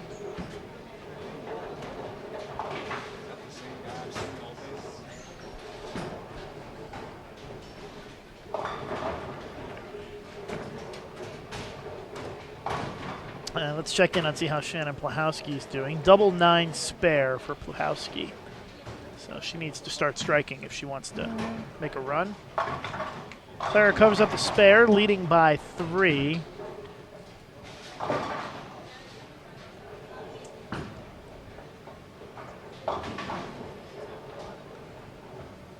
Singapore and Malaysia on the men's side, both of them have started with spares, which is good news for Singapore. Zaris goes just looking for a win or a low-scoring game out of Ismail is pretty much what he needs. He's going to be in. Lucas, you've watched a little bit more through the week, too. It seems like the ball choices today are similar. I see a lot of the same balls. Would you agree most of the same balls going down the lane from these players? It sure seems like it. I don't see anything real different that way as far as the choice of equipment. So they've all bowled pretty well throughout the week, and I'm guessing that they probably are feeling pretty good about the balls they've used throughout the week. And then they still look like the right matchups too. Yeah, and it seems like the lanes have played relatively similar day to day. As wow, Fran pitches that out the window, and lucky to get 8 on that one. Right now, it's a bit of a struggle in our men's match. Neither of them looking very comfortable.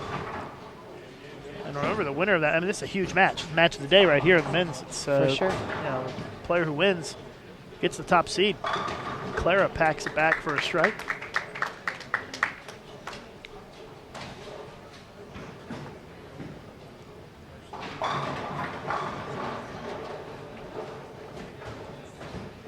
Good spare there.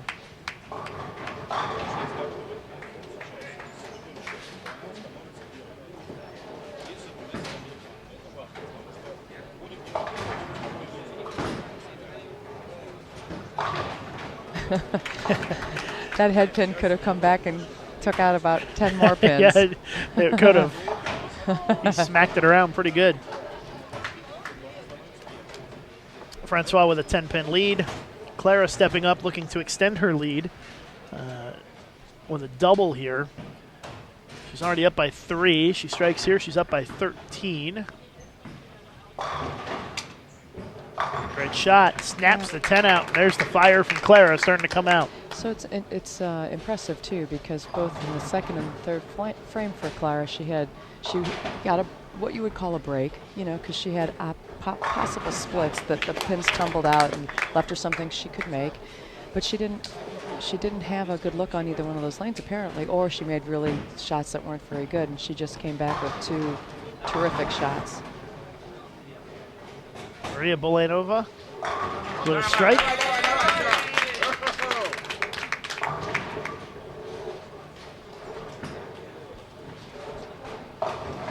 So we'll have to see if our guys in the men's match will settle down a little bit here. I have a feeling they will. Yeah. And start to make some quality shots in the back half of this game. My gut tells me they probably will as they settle down a little bit, but we'll see. See, I called it. Look at that. That was the best shot of the match right there for Fran. The tough thing for him on lane 20 is that he doesn't have enough lane. Yeah, that is true. He has to start in front of the ball return. And did you see the guys get that deep earlier in the week? Only a few. Okay. I didn't see that a lot. I saw Fran do it, but I didn't see too many guys do it. I saw a few. What a great shot from Clara, and she looks like she does not want to be denied the top seed. She wants to bowl for her title again. She does not want to give up the crown of being the reigning champion in the World Cup. She wants to kiss that trophy.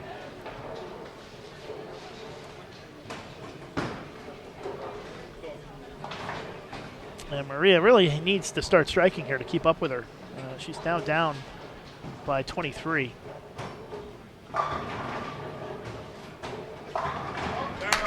Pretty good shot right there. Beautiful shot. Gets the double, and Clara up by 13 with 4 frames to go. And remember, Clara just needs to stay within 22 pins of Maria, so she's in good shape right now when you think of it that way. Wu Su-hong makes a much better shot on that right lane and gets the double. Shannon Plahowski's not going to make a run at the top spot. She had a split for an open in the 5th, so that's kind of out the window there. Yeah. But Shannon will qualify for the finals tonight.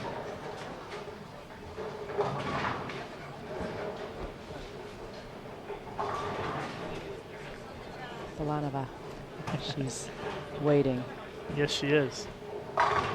and watching as Clara throws yet another wonderful strike.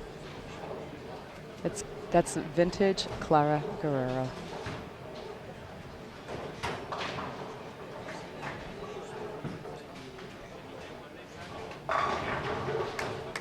All right, Fran, you can see him standing in front of the ball return here on this lane.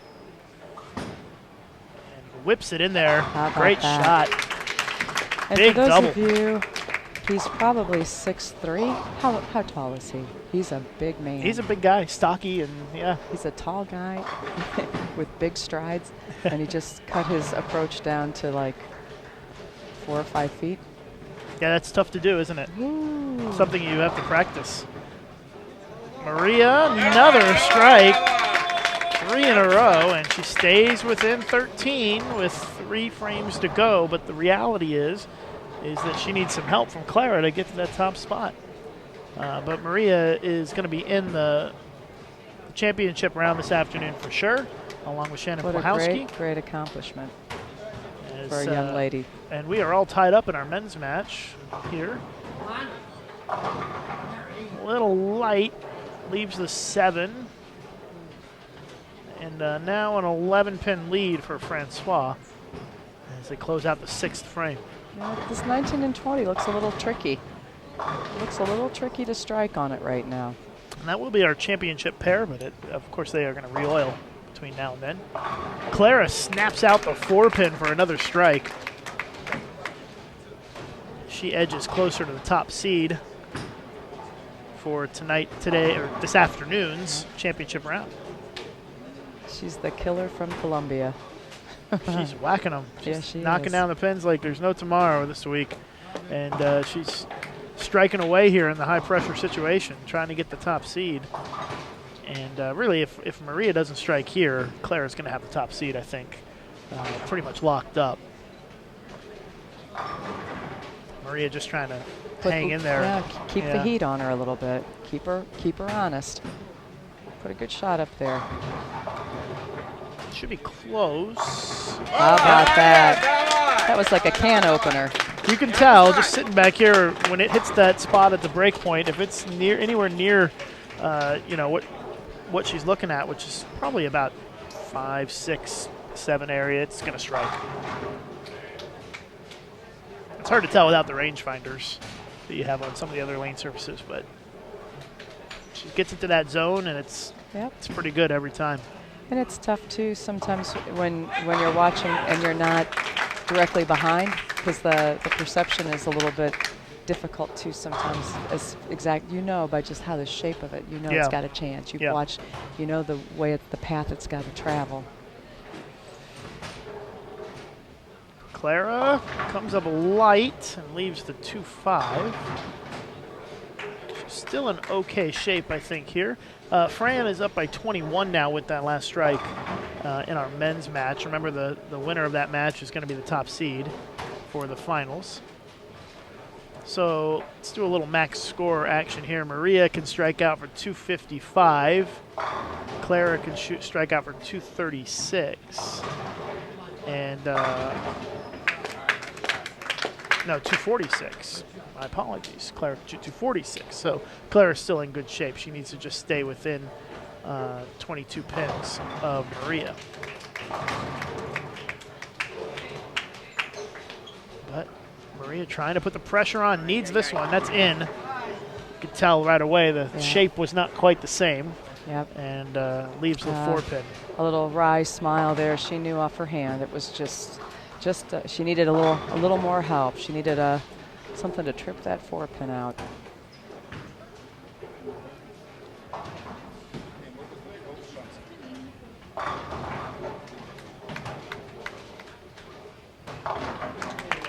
Clara with the spare, so I think that now it's just about set that Clara's going to be the top seed. And when you watched Clara shoot that spare too, she shot, it's a left side spare, she shot it from the left, very straight. She's very masterful at controlling how much she rotates her hand and how much axis rotation she's able to create. And on her spares, she goes about as straight at it as anybody, and makes it to where she makes a lot of her spares. Our top 3 are set on both sides now, by the way. Okay. It's going to be Colombia and Russia and United States on the women's side in some order. Don't know for sure. I'm guessing it will be in that order that I just said. And then on the men's side, it will be South Africa and Hong Kong, depending on how this match finishes. And then Jericho of Singapore will qualify in the number 3 spot.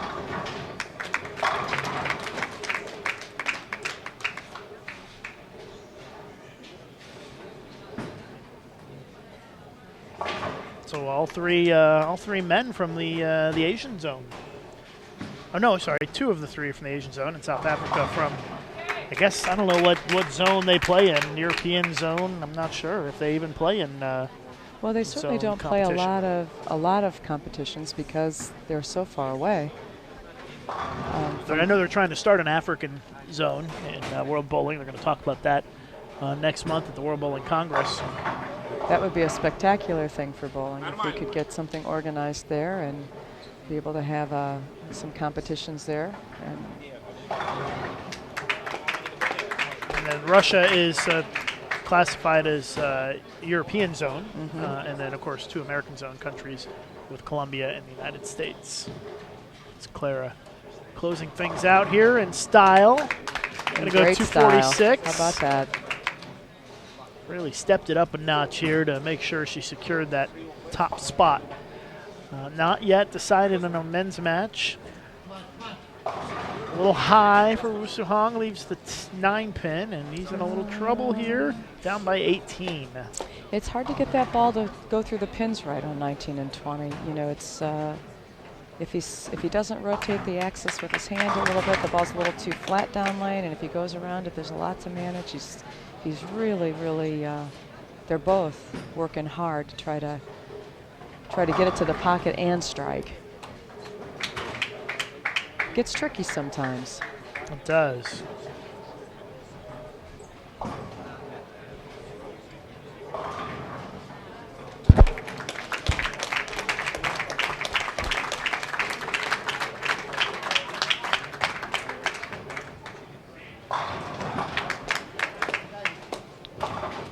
come down to the last couple of frames here in our men's match. It's still, as they would say on CNN on election night, too close to call.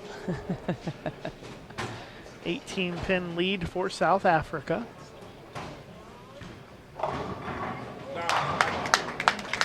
Claire Guerrero wins 243 to 222, so our finals are going to be Colombia as the top seed on the women's side and Russia against the United States in the semifinal.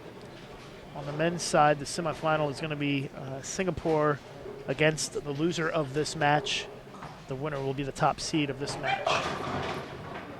And he makes the pin shake a little bit, but this is Well, when he stands interesting. up, I think they shake even before he throws it. That's true.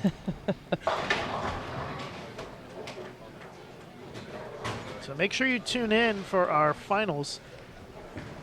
Scheduled to start in 20 minutes. I can't promise you it's going to start on time, but hopefully, because they do have to oil the lanes, and they probably want to give the players at least a little bit of a break because they have been bowling for the last, 3+ hours.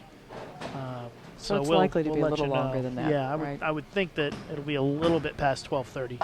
Oh, my goodness, unforced Fran error there. chops the spare, and an open frame gives tremendous hope to Hong Kong.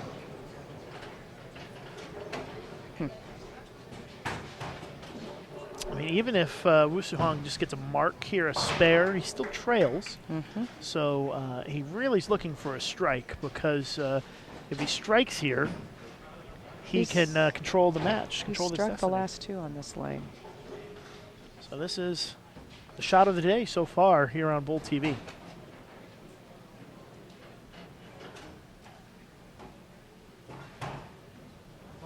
Whoa, bad shot again on that. He had a bad shot like that earlier on this lane, and Left the 3-9. you don't know if that's just nerves or what it is, but he had the opportunity and does not take advantage of it. And now what looks like an easy spare, but is not as easy as it looks sometimes. There's a lot of ways to chop this, and so he's got to be real careful here. I know you don't like when I talk like that. Yeah, let's not use that CH word. He'll make it though, Yeah, and even if he does, though, he's down 8. yeah. Covers it up perfectly, exactly how you want to make it right there. However you make it and it's a spare, you're glad. That's exactly right. It's not one you shoot very often either. So we've got an 8-pin advantage for South Africa, and Fran's wasting no time. He's up there ready to go and try to lock this thing up. He can go for 211, and Wu Suhong can strike out for 203. Yeah, and for him, this is the tough lane. This is the tougher lane for him. Because he He's has gonna to have stand really so far left. He has to settle in and really see it and put the ball on line here. And we talked about how quiet it gets, and it's Here quiet it is. right the now. Library. Bowling in the library. Wow, what a shot. That ball came off his thumb like a rocket, and you could hear it pop off his thumb, and he just ripped the cover off the ball for the strike. And he'll need one more for the shutout, assuming that Wu Suhong strikes on this shot. If Wu Su doesn't strike, then Fran will be the top seed.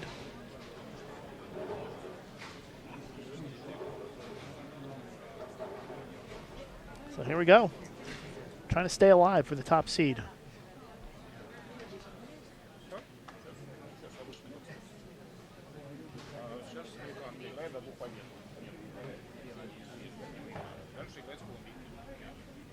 Great shot.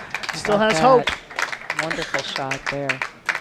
So it's come down to the 10th frame in the round of 8 to determine our top seed for this afternoon's finals.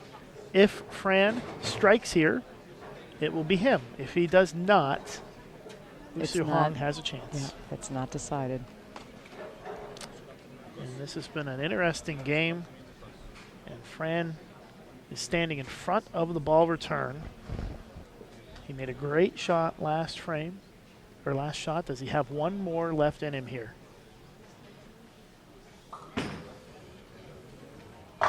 My goodness, what a powerful strike for Francois Lowe, as he is going to take the top seed if he can just knock down a couple of more pins. There you go. How about that? What a couple of great shots. Wow, from in front of the ball return. Yeah, it's impressive. He came out here and he took it in the 10th frame. He was Yes, not he going to be did. denied. And it's going to be a great championship round coming up this afternoon. These players, every single one of them, are incredibly gifted as far as their versatility. And for those of you that are out there watching these great players, I think if you've got aspirations of playing at a high level, it has a lot to do with being able to do different things. You know, you've got to be able to change your releases a little bit, change your speeds a little bit, be able to play anywhere on the lane. These guys could play anywhere from outside and up the lane on near the gutter all the way. Look at how deep he was in. It's just Great game, 209 to 202. Francois Lowe Great takes match. the top seed, and our championship round coming up. It's scheduled for 15 minutes from now. Most likely will be a little later than that. You'll be able to find the live stream at youtube.com/BowlTV, and we'll be back on once we get started. And Jerry Edwards, thanks so much for sitting in. that was Much great appreciated. fun. Yay! And we'll be back a little bit later on with our championship round, so don't go too far, and keep an eye on youtube.com/BowlTV for when we go live in just a little bit.